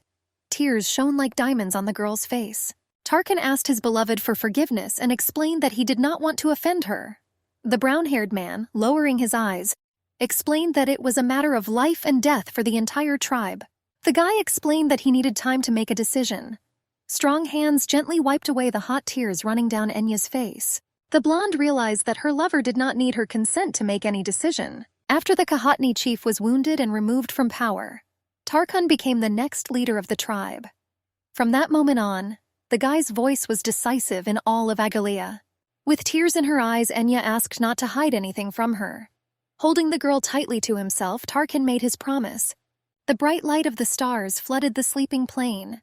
Holding the blonde close to him, Tarkan asked if she had heard about the Gargant in the Argonne Desert. Enya asked if her lover was really talking about a snake-like monster. The girl remembered that he had recently sent reconnaissance there. Sighing heavily, Tarkan explained that everything was true. The guy explained that the poisonous adder, which was considered extinct, had recently awakened and completely devastated the surrounding area. Brown shared that then Argonne turned to Perugia and Agalea for help. Running her hand over her torso, which was covered with many scars, the girl remembered that one of them was left by an Argonne warrior. The chief explained that they rejected the request, and Perugia did the same. Tarkan noticed that they were thinking about how they could plunder the Great Plains, but in the end they found themselves driven into a corner. There was a gleeful grin on the guy's face. Tarkan noted that it appears that the tribes of Argonne are now uniting to create an army. The goal of the tribes was to escape from the places destroyed by the asp and find new shelter. The brown-haired man suspected that they were watching the Great Plains. Tarkan explained that because of this, they had to do something. The guy reported that Agalea was not strong enough to cope with Argonne. He explained that this was why Perugia transferred the merger to him. Tribes. Enea was aware that her lover was busier than usual, but I didn't even think that it was connected with preparations for war. The blonde's gaze dropped. The girl realized that if Tarkan went to war, he would receive a new wound. The blonde was worried that she might never see her lover again. The brown-haired man gently pushed the girl onto the bed and asked her not to worry so much, and he claimed that no one could hurt her while he was around. Tarkan gently kissed his beloved and calmed her down. Huge oxen with multi-ton barrels on carts followed a narrow path. Enya was collecting herbs with the healer's apprentice. Ihita drew the blonde's attention to the huge animals. The girl explained that they were her pans. Ibisak brought the beast from Perugia, which was a low-level monster. The doctor shared that just recently all the men were gathered to cut down trees. Ihita said there were plans to build a defensive wall around the village. The blonde looked at her friend, holding a basket of herbs in her hands. The healer reported that even though everyone was busy preparing for war, Sylvia and Quince were still competing for positions of influence. Sighing heavily, Enya noticed that there was no end to the friction. The girl explained that she could guess why all the forces on the Great Plains were gathering in Ajalea. Ihita noticed that all this was thanks to the well-known reputation of their leader. She noted that heroes and healers were even more important in the war. Ihita asked her friend to work harder since she agreed to help. The blonde listened to the girl and explained that she understood everything. Approaching her senior mentor, the girl said that they had returned and handed over a basket with medicinal raw materials. Peach noticed that her assistant clearly lacked certain skills. Enya became very nervous after this remark. Ihita explained to the girl that everything was in order, because no one succeeded the first time. The girls sat down next to Peach. The woman asked if the meeting would take place today. The healer explained that she allegedly heard that each side was arguing over a difference of opinion. Soon a meeting took place. Smiling, the blonde noted that no one could have thought that the people of Nirvana, who lived in the mysterious forest, would be drawn into the war. The girl who assumed it was because of their leader's reputation that had reached that place. Smiling, Ivy told the brown-haired man that she had contacted the forces of Nirvana. The girl asked the leader to acknowledge that she was useful. Tarkan asked her not to come too close. Enya stood next to her lover. The woman carefully examined the blonde with amber eyes. Enya felt very uncomfortable because of this piercing and boring gaze. The brown-haired man assumed it was a welcome to Nirvana. The guy hugged his beloved tightly to him. The stranger asked for forgiveness and, smiling broadly, introduced himself as Kian. Tarkan allegedly was sure that the people of Nirvana were independent and did not interfere in the affairs of other tribes. Brown claimed that he did not know what exactly the goals were pursued. The guy explained that in any case, he hoped for their fruitful cooperation in the future. The woman explained that things had not been going well since the whereabouts of the daughter of the Forest family were revealed. Kian explained that this information became known several decades ago. Quince assumed that the leader was referring to the lineage of the Forest royal family, which was shrouded in mystery. The girl remembered that this was the only bloodline that could control the skeleton spiders. Spiders were monsters of a catastrophic level and lived in forests. Sighing heavily, the leader explained that since the last daughter of the forest disappeared, the monsters have gone wild and their race hastily began to decline. The blonde explained that everything was correct. The girl explained that their forest, even without the war, was in a difficult situation. She assumed that she was late for the show. The girl explained that she was Kian's niece and her name was Ari. The girl suggested that they help new acquaintances using their own methods, counting on their support in the future. Seeing that the leader was leaving, Ari explained that they had already left and promised to see each other later. Enya looked after the girls with admiration. While sorting through medicinal herbs, Ihita claimed that she remembered the Nirvana tribe most of all. The girl was curious if they were as proud and arrogant as they said. Sighing heavily, the old healer explained that Nirvana was the only tribe that preserved its way of life, that they have preserved their page from those distant times when people and monsters coexisted. Walking into the girls, the guy from Nirvana greeted them. The girls stopped sorting through the herbs and froze, not understanding who it was and for what purpose they had come. The brown-haired man, piercing the girls with blue eyes, claimed that he had heard that it was allegedly possible to buy honey from them. Looking closely at Enya, the guy remembered that Kian told him that the girl looked like one of them. With a trembling voice, the blonde asked what he was doing. Ari ordered the guy to get out of the way. With a smile on her face, the girl asked if she could buy a jar of honey. She explained that she was ready to pay right away. Sighing heavily, the healer explained that the honey had not yet been filtered, and she asked the foreigners to come tomorrow morning. A little upset, Ari explained that she understood everything. With a smile on his face, Ray asked the blonde what her name was. The girl looked dumbfounded at the guy, whose body was covered with tattoos. She explained to Enya that she shouldn't be afraid since they were so welcome. Extending his hand to the blonde, the guy introduced himself as Nigat. He explained that he was the leader of the Lihijin tribe, which had recently entered into an alliance with the Kian tribe. Nijian shared that he was now a member of the forest tribe of Nirvana. Very nervous, Enya pinned her breast with her hand and extended the other one in greeting. The brown-haired man reminded Nigitan that he tried to intervene, because he also wanted to shake the girl's hand. The blonde asked Ray not to be so rude if he didn't want to tarnish Nirvana's reputation. The girl sighed heavily, realizing how rudely her fellow tribesmen behaved. The brown-haired man noticed that everyone was somehow too serious. Ray wondered if everyone really wanted to greet Enya. The blonde froze, not understanding why everyone wanted to greet her so much. Smiling, the guy explained that he was very glad to meet you, and introduced himself as Ray. The brown-haired man did not understand why his new acquaintance froze so unexpectedly. Looking at the blonde, the guy asked if everything was really normal. Nigitan assumed that they had done something wrong. Very nervous, the leader's niece asked why he was asking her this. Ihita noticed that in her mind the people from Nirvana seemed like an ancient and noble tribe. The blonde was very surprised by their behavior. The healer snorted with displeasure and said that she had already seen enough of everything. Turning to the woman, Ihita asked her grandmother if foreigners seemed like Enya to her. The woman instantly hit her student on the head.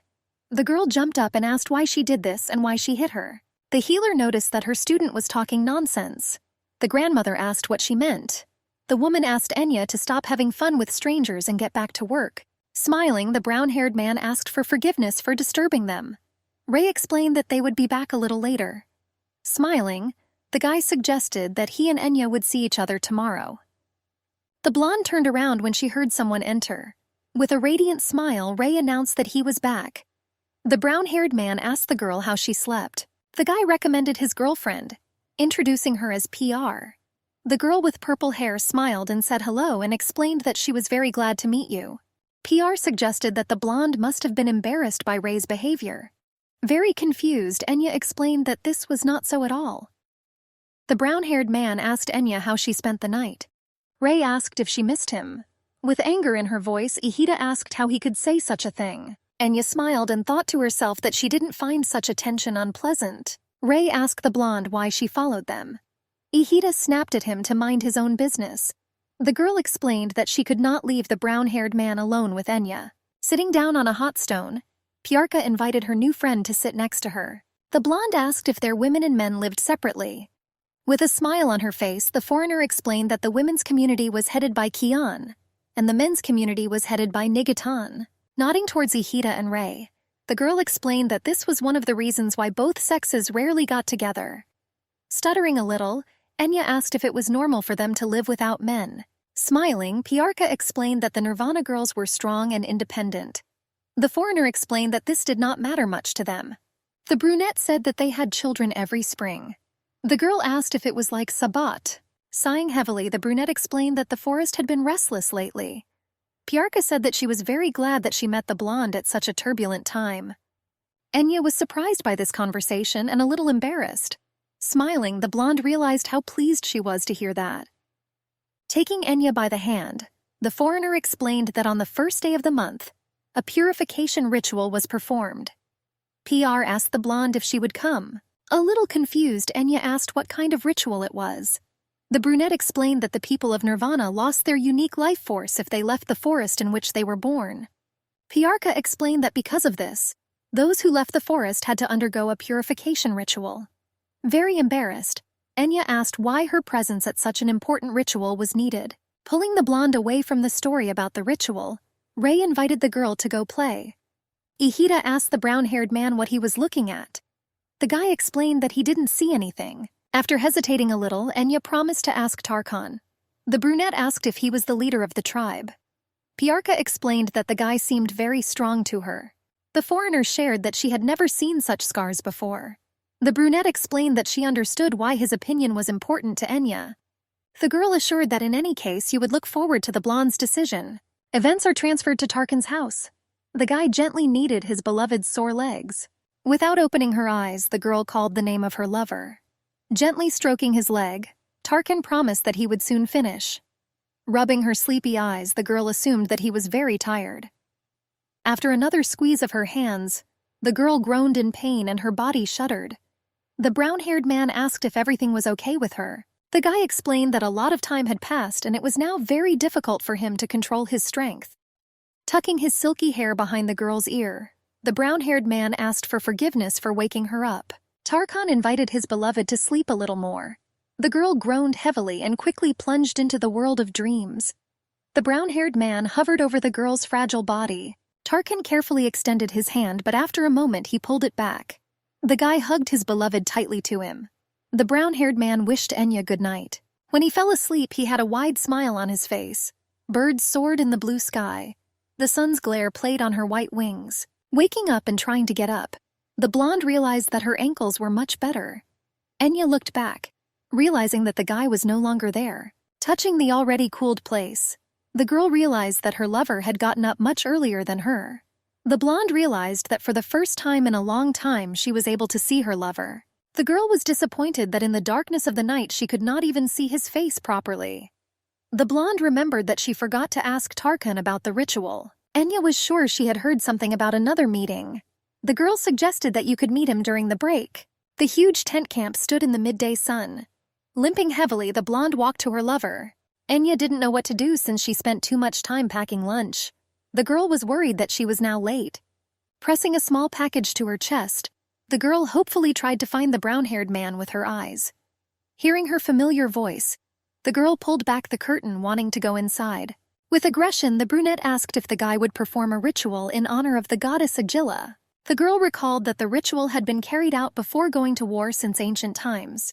She asked how the leader could miss such a sacred ritual. Sighing heavily, the leader explained that only the inhabitants of Agilea no longer gather on their lands. The guy asked if she really wanted to make herself look stupid in front of the forces that were helping them. The blonde realized that they were talking about the ritual. This ritual has been practiced by the Agilians since ancient times. Because people were disgusted by the actions and war for the goddess Agilea, who hated disruption of order, people with physical disabilities or unclean origins were sacrificed. With rage, the woman asked what he had to do to make himself look stupid. Taking the woman by the shoulder, the blonde asked his mother to calm down. The guy asked what about the dog from Cartantina, which was wandering around the empty land. It was Gernon, and he was second with Sylvia's son. Smiling, the girl noted that it was worth taking into account the brunette's opinion. Ivy explained that nothing motivated soldiers more than a display of blood. The guy explained that they needed solidarity, not deep-rooted hatred. Smiling, Sylvia asked what the guy didn't like. The brunette asked if it was really about the girl he lived with. Sylvia asked if they could ask him to voluntarily sacrifice the girl. The guy's eyes filled with rage. With a mocking grin, Sylvia wondered if she had said something wrong. Enya trembled violently. Turning around, the girl realized that she was only an obstacle in Tarkan's path.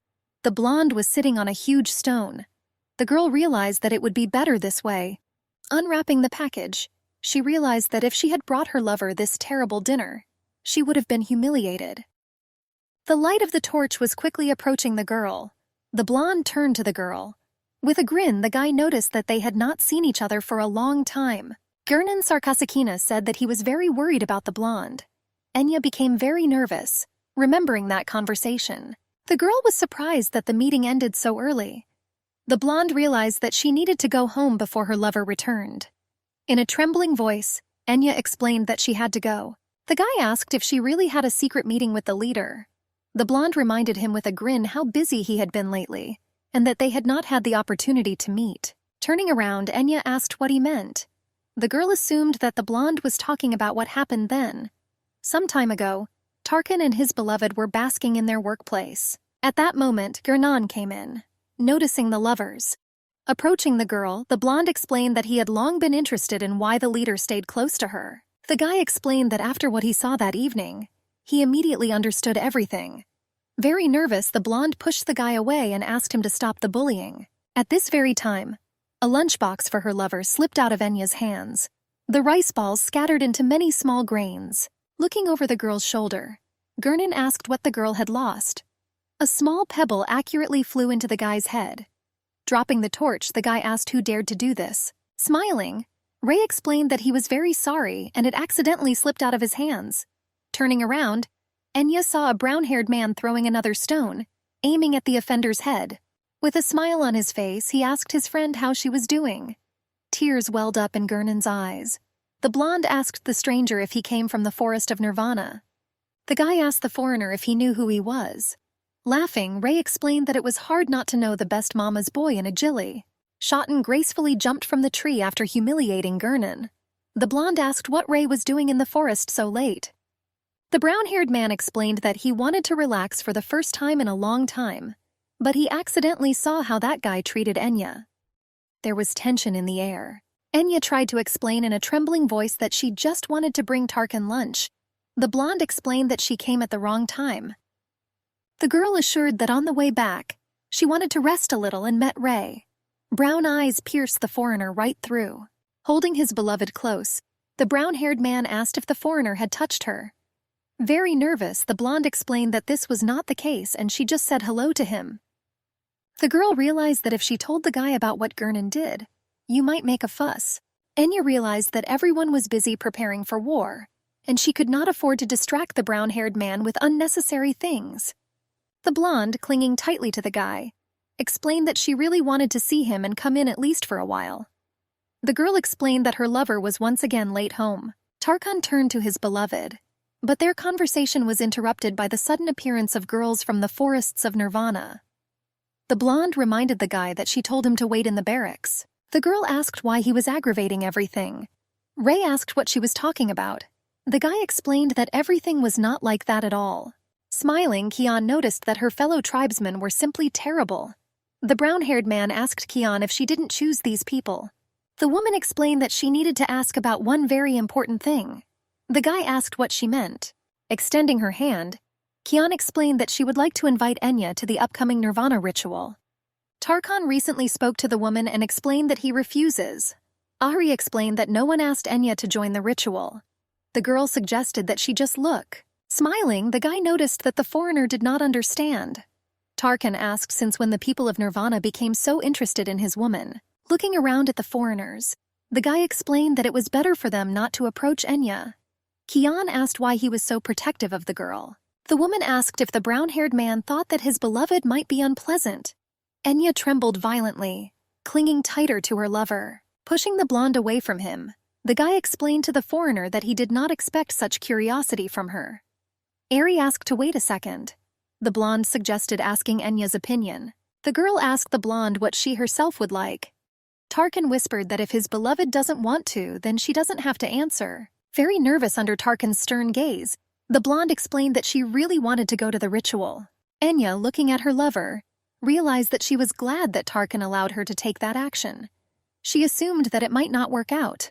Ray noticed that the girl was working tirelessly. Many people from Nirvana's tribe surrounded the girl. The bright lights of the torches slightly illuminated the night twilight. The brown-haired man noticed that the girl's life consisted entirely of work, returning home and waiting to see someone who didn't come, and then work again. In a trembling voice, Enya said that her lover was very busy. Piercing the girl with his cold blue eyes, the brown-haired man explained that he should have paid more attention to her. Tarkan looked at the guy with contempt. The brown-haired man uttered a curse through his teeth. The leader told his beloved that she could go, but he would not let her go alone. Tarkan invited the blonde to go with Regatta. The guy warned that if anything happened to his beloved or they hurt her, he would cause the extinction of the tribe. Tarkan recalled that their nation was already on the brink. Having followed her lover, Enya did not understand whether he was angry. The blonde didn't want it to turn out like this. In a trembling voice, the girl told the brown-haired man that she had brought him food. Tarkan asked if she had really brought the treat with her. The guy gladly accepted the offer to treat himself. Very nervous, the blonde made an excuse that the cooked food had already cooled down. Enya carefully offered to prepare him a new one. The girl realized that she could not give her lover food, which scattered on the ground. Gently stroking the girl's cheek, the leader suggested that she was very tired these days. Tarkan recalled that he came home late, and they could not see each other and eat together. He asked his beloved if, out of loneliness, she began to communicate with people from Nirvana. The blonde sighed with relief, realizing that the guy was not angry with her. Enya realized that her lover was worried about her. The girl realized that he was greatly bothered by Ray's words. The guy was very worried that someone was trying to get between them. Enya pressed herself against his massive palm and whispered that he should not worry, and that she belonged only to him. The brown-haired man was a little embarrassed by this statement. Having become a little gloomy, the guy explained that if his beloved doesn't want to, then there's nothing wrong with that. Looking at the brown-haired man, Enya began to doubt that everything was in order. Due to the fact that the girl was basking in his arms, she could not understand his emotions because she did not see his facial expression. Sitting on a huge herpan, the blonde smiled when she saw old acquaintances. The girl called out to Ray and Yara. The brown-haired man asked how things were going with the girl. Sitting on a huge monster, the blonde serenely waved her legs. Ari asked the guy if he was sent by the leader. The blonde asked what the stranger's name was. The blonde introduced himself as Regatta and said that he would accompany Enya. The girl asked the escort if he had heard anything about the forest ritual of Nirvana before. Looking towards the foreigners, Regatta said that he knew about this. The blonde explained that rumors had it that Nirvana's people were weakening and dying as they left the forest. Looking back at the blonde, Ray said it was too much. Straining his luxurious muscles, the brown-haired man asked the guy if he wanted to see who was really weak. Ray reported that the warriors of Nirvana Forest were always ready for battle. The blonde looked at the foreigners in confusion. He looked at the girl. Regatta assured that he assumed that Nirvana was a mysterious and ancient tribe. The guy said that his expectations were not met. The blonde remarked that it would be better not to meet and not be disappointed.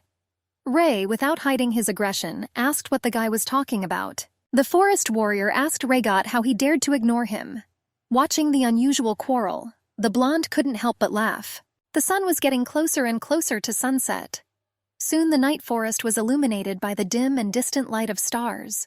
Many decorations rustled near the luxurious tree crowns. Pink-blue ribbons hung from the massive branches all the way to the ground. Two guys were trying to put up a lot of logs and hoping it wouldn't be crooked. Enya looked with admiration at the ritual site where the purification was being carried out. Despite the fact that the girl was still in the forests of Ajalea, everything seemed very strange and alien to her. Harry was pleased to meet the girl. The blonde nodded towards the fire and invited the new girl to look in its direction. The girl turned to Ray and asked if he would participate. Brown said that according to their tradition, the ritual was divided into male and female. Ray said that the women went through the ritual first, and only then the men. The leader painted her niece's face with yellow paint. The woman sharply raised her hands to the heavenly body. The sparks from the fire exploded beautifully into the air, as if trying to reach the heavenly bodies. Taking one of the girls sitting next to her by the hair, she cut off a black lock of hair. The silver knife instantly cut off the ends of her luxurious hair. The blonde threw several strands of hair into the all-consuming fire. The girls stood around the fire and held hands. Shadows played ominously on the sand. Enya noticed that this ritual was very similar to prayer. Regatta snorted with displeasure that the people looked like a primitive tribe. The blonde felt that the air seemed so warm, as if it were summer. The ritual was slowly coming to an end. The girls bowed near a huge fire. Enya felt herself getting hotter. The girl was surprised because before that it was quite cool there. The escort turned to the girl, asking if she was hot. The blonde explained that the guy was right with his conclusion. Enya asked Regatta if he was too hot. Answering negatively, the blonde explained that it was always cold at night. The blonde explained that she too was cool. But then suddenly the temperature became higher. Looking at the girls chatting happily, the blonde assumed that the ritual was over. Enya felt that as soon as the prayer ended, that heat suddenly disappeared. Approaching the blonde, Ray asked if she was still hot. For a few moments the girl thought about her own thoughts. The blonde said that she was already feeling better. A little wary, Ray explained that everything was clear to him. The leader turned to the girl. The woman said that the ritual was over and invited Enya to stay at their small celebration. The blonde hesitated greatly, looking at her companion. Regatta told the girl that she could go and not worry about anything, because he would be nearby. The girl agreed hesitantly. The brown-haired man, seeing Ari, was surprised that she was still here. The blonde asked the guy if Enya's reaction seemed strange to him. With cheerfulness in her body, the girl reported that during the prayer the guest became hot, but after the ritual everything returned to normal. The brown-haired man noticed that with the guest, everything was the same as with the girls from the forest of Nirvana. Enya explained that everything was fine and she could be left alone. The woman explained to the blonde that everyone was really looking forward to the girl. In a trembling voice, Enya asked if the people from the Nirvana tribe were really waiting for her. Looking at the boys and girls sitting in a circle and talking about something, Enya realized that she was very worried. The dark figures turned their gaze to the girl. The blonde's heart began to beat rapidly in her chest.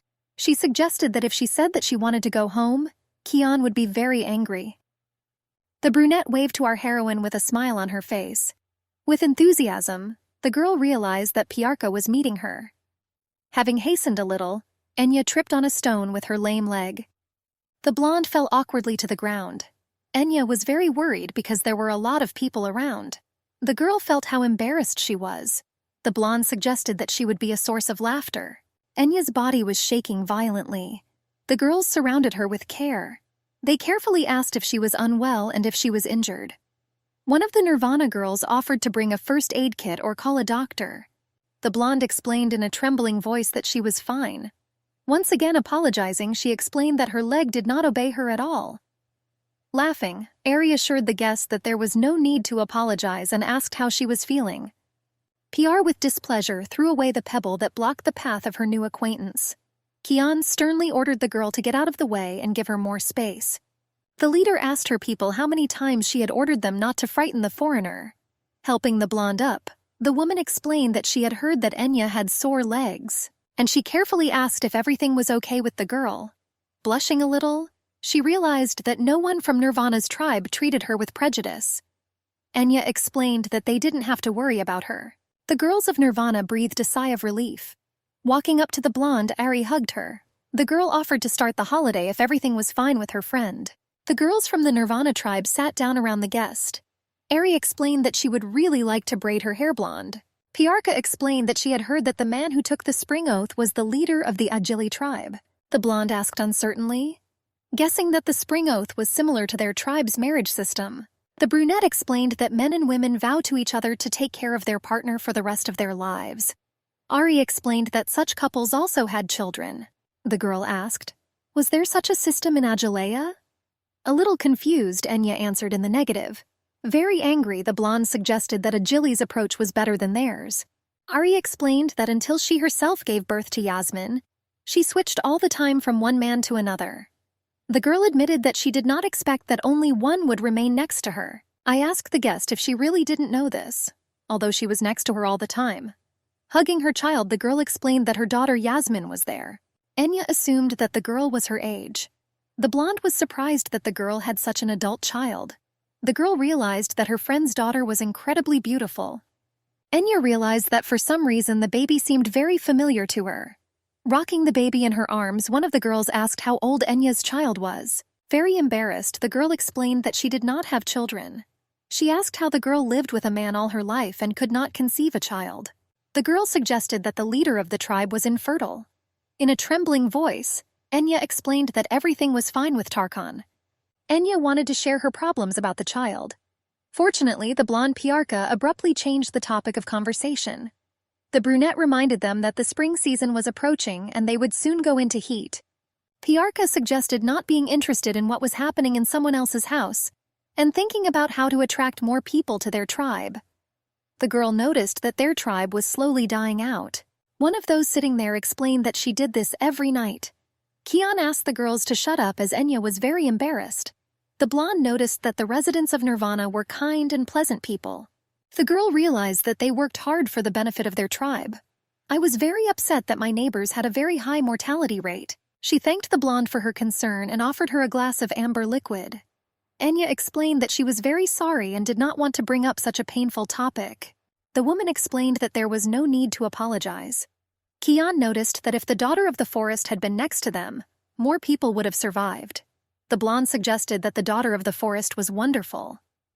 With a smile, she assured that the girl was an extraordinary person, that the missing woman was a member of the royal family of Nirvana.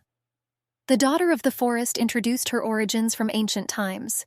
The girl was the only one who could cope with the skeletal spiders. Spiders were monsters that lived in nests in the forests of Nirvana. The tribe needed a daughter of the forest to live with the monsters, who were their greatest enemy. Kian asked the blonde if she had heard that the inhabitants of Nirvana cannot live outside the forest. Enya answered in the affirmative while continuing to listen to the story. The woman explained that if they leave the forest in which they were born, they will gradually lose all their vitality and die. The chief explained that they were performing a ritual to gain the life force of the forest. As she sipped her drink from her glass, Enya listened to a long story. Kian shared that thanks to her daughter's success, Most of the family was diluted. The woman reported that their princess's ability did not extend to subsequent generations. Sighing heavily, the woman explained that it was not important now, since she had lost her daughter, who was the last of her kind. Enya quickly realized that the daughter of the forest was Kian's daughter. The woman said that her tribe led a nomadic life in the forest. The leader shared that she does not know when she will die, but she has always prepared for it. Looking at Enya, the woman shook her hand and explained that being in their tribe, she found hope. Kian explained that she found hope in the face of the girl.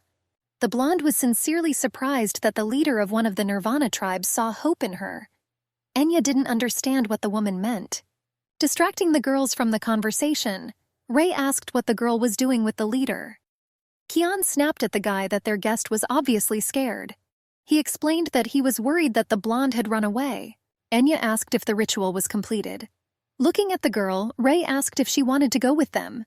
The brown-haired man proudly explained that everyone who was with him was his fans. The guys asked who Ray called fans. Hearing the fuss and screams, Enya assumed that it was very painful. Kian, calming the girl, explained that Lee Hajin as a leader strictly raised his children. Looking at Nirvana's tribe, Enya guessed that they were all full of energy due to having completed the purification ritual. Winking at the blonde, Ray suggested that the girl take a good rest. The guy explained that she could come if she wanted to have fun. The blonde sat, sadly staring at the ground. The girl realized that it was too late and she should already return home. Seeing the sad Enya, the brown-haired man asked if she would mind if he joined her. The girl claimed that she supposedly assumed that the brown-haired man would be busy with his friends. Sighing heavily, the guy explained that he had also thought about this, but he was already tired of Leroy. The brown-haired man explained that despite the fact that the guy was his younger brother, sometimes he behaved as if he himself were the elder. Ray explained that he and his younger brother were twins. The blonde asked again in surprise. The brown-haired man asked Ania with slight surprise whether they were similar. A little confused, the girl realized that she understood this only after the phrase she had just said. Ray explained that his brother would be flattered by this, and shared that Konak was the son of the leader of the Lihijin tribe. The guy assured that he sometimes behaved like a leader, but was a step lower than his father. Ray proudly said that his brother was the fastest runner. Laughing, the brown-haired man explained that he was the funniest of them. Hearing the noise, the girl and the guy were a little confused as they listened to the conversations. Ray reported that the blonde got drunk again. The girl became wary as Ari persistently walked towards Regatta. The drunk girl clung tightly to her boyfriend, clinging tightly to him. He was greatly surprised while his companion froze. The brown-haired man asked curiously where Nigatan was. The leader approached the drunken girl and gently pulled her away from the foreigner. Taking the blonde in his arms, the guy pressed her tightly to him. Harry asked the leader why he came only now. The blonde said that she had been calling her father for a long time. The girl explained that sometimes because of his behavior, people doubted whether she really was his daughter. Nigatan lowered the girl to the ground and asked her not to be upset. The guy suggested that his daughter go and rest a little. The brown-haired man said that Ari sometimes looked at other men since Yasmin was born. The guy was very ashamed of his fellow tribesmen, who always behaved like this when she got drunk. Enya realized who Yasmin resembled to her. Ray explained to the blonde that he wanted to ask her something. The guy assured that she didn't have to answer if she didn't want to. Very embarrassed, the brown-haired man asked why the girl chose the leader of her tribe. Ray noticed that Tarkan was very capable. Trying to change the topic, the blonde asked if the guy had someone with whom he would like to spend the spring. Ray explained that in their tribe, the most expensive gift was a set of puma skins. The brown-haired man asked if he gave his girlfriend something similar. Lowering her eyes, Enya explained that her lover had built a good house for her. The guy asked why she fell for something like that. The brown-haired man suggested that he could not understand the value of such a gift due to his nomadic lifestyle. The girl explained with excitement that there was not a single corner in their house that Tarkan would not touch. Enya explained that she really enjoyed it. The guy explained that he wasn't sure it was love. Ray noticed that the leader expressed all sincerity towards the blonde. Enya explained that it wasn't just about sincerity. The girl admitted that her lover worked hard to build them a cozy home. Ray noticed that the most important thing was that the girl's lover showed his concern. The guy shared that after the leader's son was caught by Ari, even the formidable Nigatan began to speak as she asked. The brown-haired man noticed that all the guys were good in their own way. Pushing the guy on the shoulder, Enya asked him to stop joking with her. The girl cowered slightly, frightened. The starry sky illuminated the night paths. The Nirvana tribe thanked the girl and her escort for coming. Kian, on behalf of the entire tribe, said that they were very happy to see the girl. Enya sat on a huge monster which was like a dog in the hands of an attendant. Smiling widely, Kian assured that she hoped that they would meet here again. Piarka suggested that the girl go for a walk together and see her off at home. Confused, the blonde explained that she shouldn't have done this. Someone shouted that the horses had run away.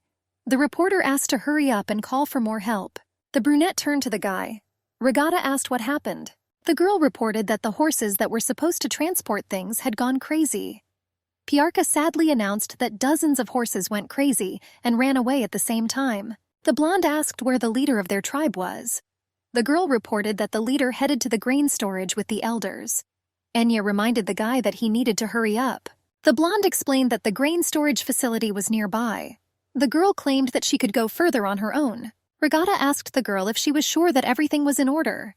Enya asked her fellow tribesmen not to worry about her and to go forward. The blonde said that he would be back soon. Piarka told her friend that she was also forced to go. Enya thanked the brunette for keeping her company. The blonde was happy to realize that everyone trusted Regatta. The girl sincerely wanted to help in some way. Looking back, the girl assumed that Tarkan had already returned. The blonde tied the monster tightly to a tree trunk. Looking out from behind the tree, the blonde did not understand what Ivy was doing there. Until this moment, Enya was sure that strangers were not allowed to enter the vault. The blonde felt something was wrong, and she was curious what the homewrecker did with Tarkan. The girl shouted out the name of her lover and asked if he was next to her. Sharply opening the door, the girl saw a blonde man. The guy was clearly not happy to see her. She couldn't understand what he was doing here at night. Smiling, Herman explained that he had practically lost his mood, since he did not expect to see the girl here. Trembling all over, the girl felt something was wrong. Enya realized that she needed to escape. Not allowing the girl to leave that place, the guy rushed after her, trying to grab her. His hand practically touched the golden locks. The black horse reared up to show its displeasure. The luxurious mane fluttered in the wind. Approaching the horse, Tarkan gently stroked its mane, trying to calm it down. The horse bowed its head in confidence before the leader. The blonde reported to the leader that the other side would soon finish, because they had sent reinforcements. Tarkan explained that he had calmed the last horse on his side. The guy explained that they could take care of the rest. The blonde asked if the leader was going to the grain storage. The guy asked the brown-haired man to hurry up. Handing over the reins to the guy, Tarkan explained that he would leave it for him. His dark body merged with the twilight of the night, and only a white robe and the light of the stars could betray his presence. Barely audible steps were heard in the viscous silence. On the way to his next assignment, the guy remembered his beloved. Tarkan wondered if she was lonely these days. The brown-haired man realized that lately he had been returning home late, and had not had the opportunity to share a meal with her. The girl felt his excitement, despite such a long distance. The lovers often thought about each other, but because of his responsibilities, Tarkan could not devote enough time to his beloved. The guy didn't know what to do and dreamed that everything would end as soon as possible. The brown-haired man straightened his luxurious brown hair. Tarkan involuntarily remembered Ray's words. To his regret, the guy realized that to some extent he was right. Regatta entered the door and asked what was happening there. The guy explained that he and Ari came because of the noise. Clamping his hand tightly to his mouth, the guy explained that he was in great pain and called his mother. Piarka was sitting, holding the frightened blonde to me. Enya was shaking all over and her hands showed signs of beatings.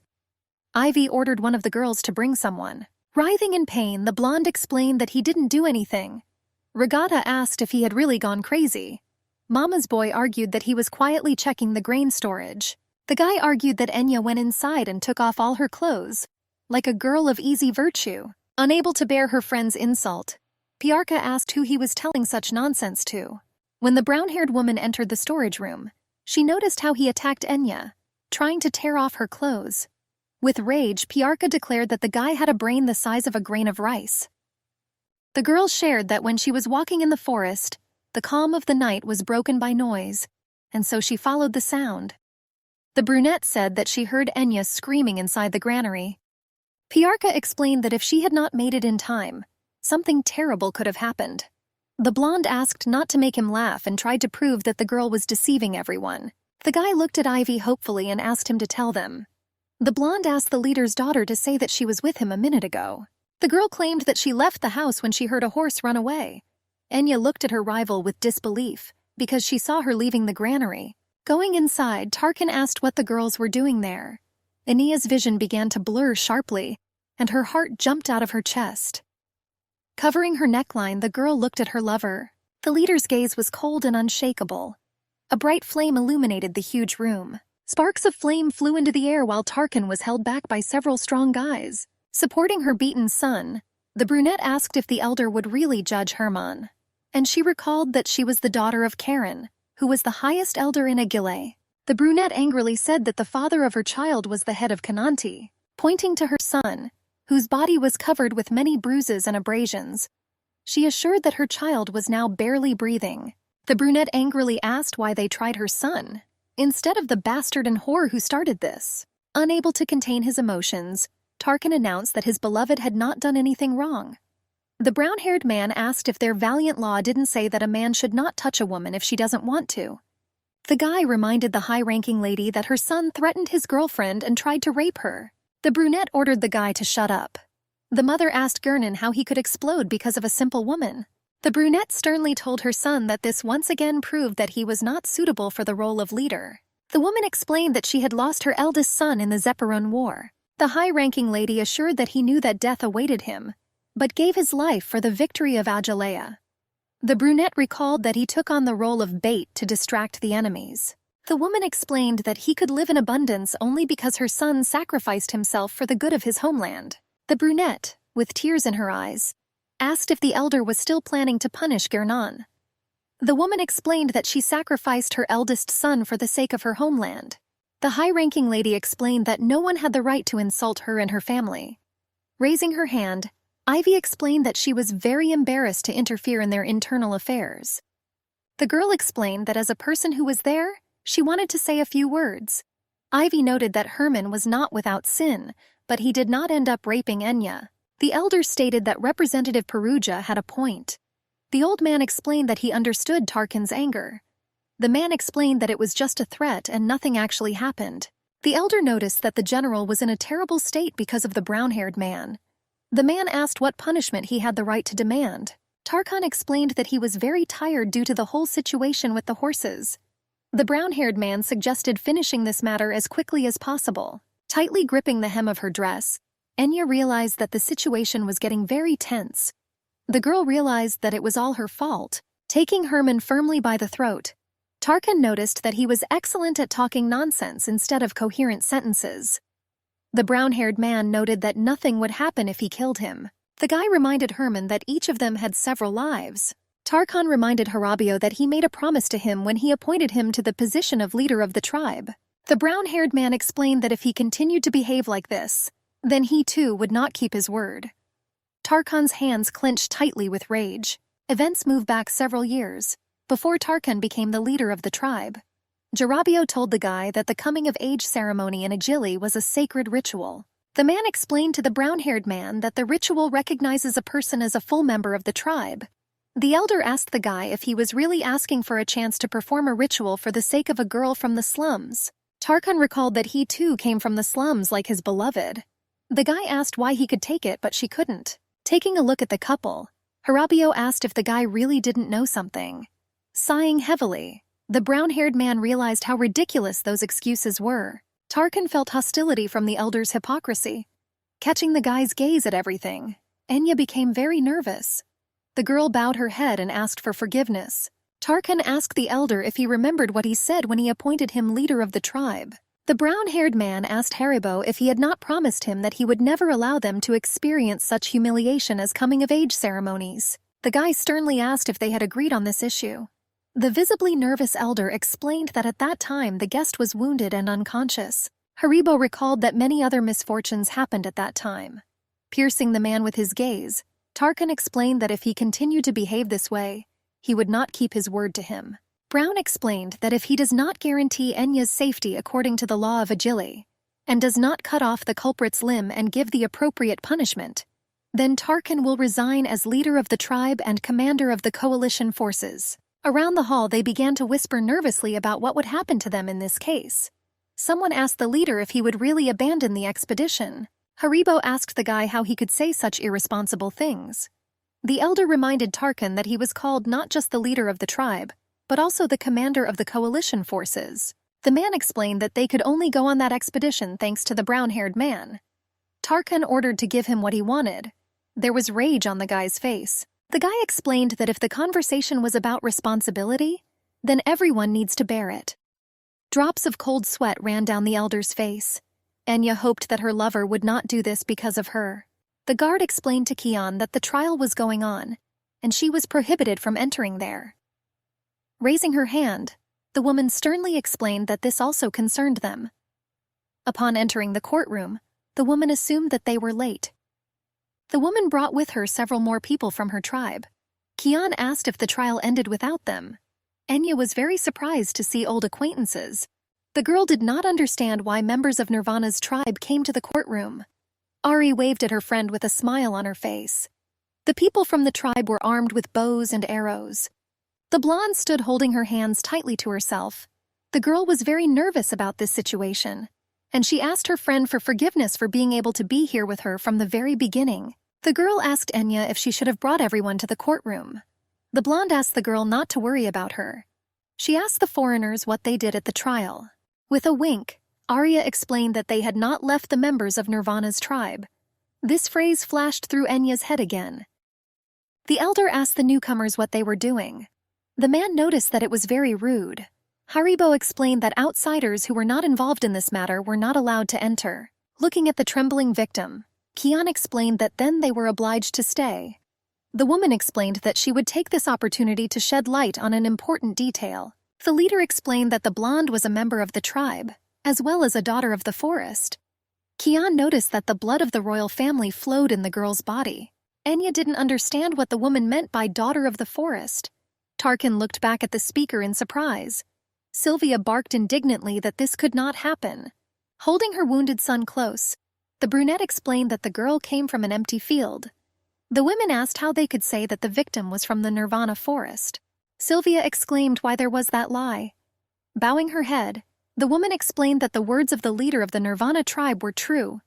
The healer assured that she only knew this because she was the one who found Enya. The woman began her long story. The healer explained that she was very grateful that many turned a blind eye to the fact that she was caring for the sick in an empty field. Piashi shared that 20 years ago, she heard that a woman's body had appeared near a deserted field. The healer shared that the dead woman had a special design on her body. Piashi assured that only now she realized that the drawing was similar to the one that was on the body of the people from the Nirvana forest. The healer explained that when she looked at the body, she saw a baby in her hands.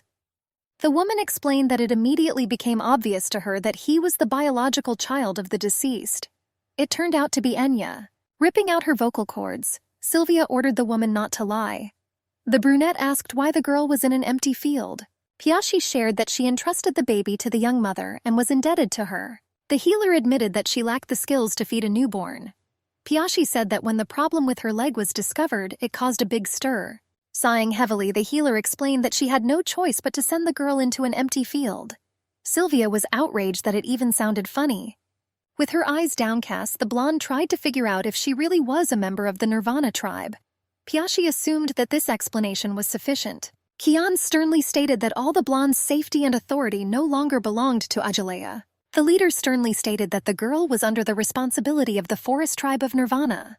Kian proclaimed that from now on, the responsibility for protecting the blonde would be entrusted to them. The leader explained that any insult directed towards the girl would be interpreted as an insult to their entire tribe. Tarkan angrily asked how they dared to claim their rights to his beloved.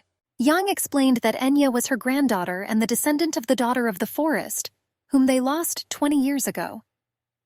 The woman explained that this concerned not only her, but also the fate of their tribe. The brown-haired man angrily asked him to stop talking nonsense. Coming closer to Kian, the guy explained that Enya was his wife. Tarkan stated that he did not care whether his beloved was part of the Nirvana tribe or a daughter of the forest. Approaching his beloved, the guy took her in his arms. The girl was shaking violently. Ivy shouted that this was their chance to take control of the skeletal spider. The red-haired girl's eyes flashed. Ivy asked those present to think about this chance. The girl explained that the spider was the only one who could withstand the adder. Ivy asked why they had to fight a war. The girl explained that that strong monster was the only reason why her native Perugia united with Agilia. Ivy emotionally recalled that the battle with Argon threatened their fertile land. The girl explained that if the blonde made contact with the spider and took control of it, they could win this battle. Ivy drew the elders' attention to the fact that the opportunity was sent to them from heaven. The girl argued that they should have taken advantage of this great chance. Looking at each other, the elders realized that the girl was right, and this gave them an unexpected advantage. The man explained that they needed to send a message to their allies right away. An arrow flashed with lightning speed next to Haribo's face. The weapon did not hit the man's head, but he was visibly frightened. Instead, the arrow pierced the luxurious wooden chair behind him. The older man fell to the floor. The elder asked what it was. Looking at the attacker, the man noticed that she was crazy. She glanced at the elder and reached for another arrow. Pointing her bow at Haribo, the leader asked if he really had no conscience at all. The woman asked how he dared try to take advantage of their people to further the personal interests of the allied forces. Pulling back the bowstring, the leader explained that she could not tolerate this. The people from the Nirvana tribe held their weapons tightly. Ivy explained that if this continues, they will not be able to continue to maintain their alliance with the Nirvana forest. With a snap of their fingers, the tough guys surrounded the attackers. Ivy wondered if Enya's abilities would benefit the Nirvana tribe. Gently lowering his beloved to the ground, Tarkan pushed one of the guys aside. The brown-haired man looked at everyone with a look full of hatred. The brown-haired man quickly approached Ivy. Very nervous, the girl asked why no one did anything. Emotionally waving her hands, the girl asked Tarkan to calm down. Ivy explained that she did not do this out of personal enmity. Taking a step towards Tarkan, the girl explained that she sincerely wanted them to win. The brown-haired man knocked the girl to the floor with one wave of his hand. The guy presented a burning torch to Ivy's face and asked to listen to him. Tarkan declared that he would tear to shreds and burn anyone who tried to take his beloved away from him. Ivy's body was shaking violently. A viscous silence reigned in the hall.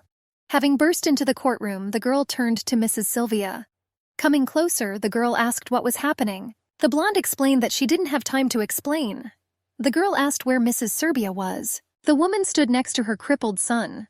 The blonde reported that the head of Kakatin had recently died. The head jumped up from the floor and asked.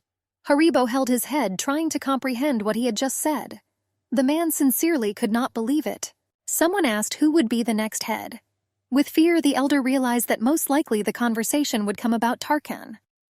The brown-haired man loomed sharply over the offender of his beloved. Mother and son looked at the guy, trembling with their whole bodies. Scarlet drops soon flooded the floor and the face of the unfortunate mother. Sylvia looked with horror at her wounded son. Tarkan strictly said that the union would remain the same as it was at that time. The guy warned that if there are those who want to use his wife for their own selfish purposes or overthrow him, then they will know his cruelty. Looking at the bloody body, the brown-haired man explained that the incident was not ill treatment at all. Under the light of the full moon, Tarkan dragged his beloved home by the hand. Enya felt severe pain in her leg and turned to the brown-haired man. The guy kissed her passionately and bit his beloved on the shoulder. With gentle kisses, he sank lower and lower. Tarkan lifted the hem of her dress. The leader tried to hide from the terrible events of that day in the tender kisses of his beloved. Images of that terrible day floated into Enya's head. The girl still could not comprehend everything that had been said about her origin. The blonde screamed at her lover, and at the same instant collapsed on the floor. Covering his face, Tarkan suggested that he was in a hurry and asked for forgiveness from his beloved. The guy asked me to wait a few minutes because his nose was very sore. The girl threw herself on his neck and asked him to do it. Enya explained to her lover that she didn't want to think about anything. The brown-haired man pressed the girl tightly to the bed. Spreading her legs, the guy lay down between them, gently stroking her thigh. After making love, Tarkan quickly fell asleep, hugging his beloved tightly. The girl realized that she could not sleep at all. Enya did not understand what she should do.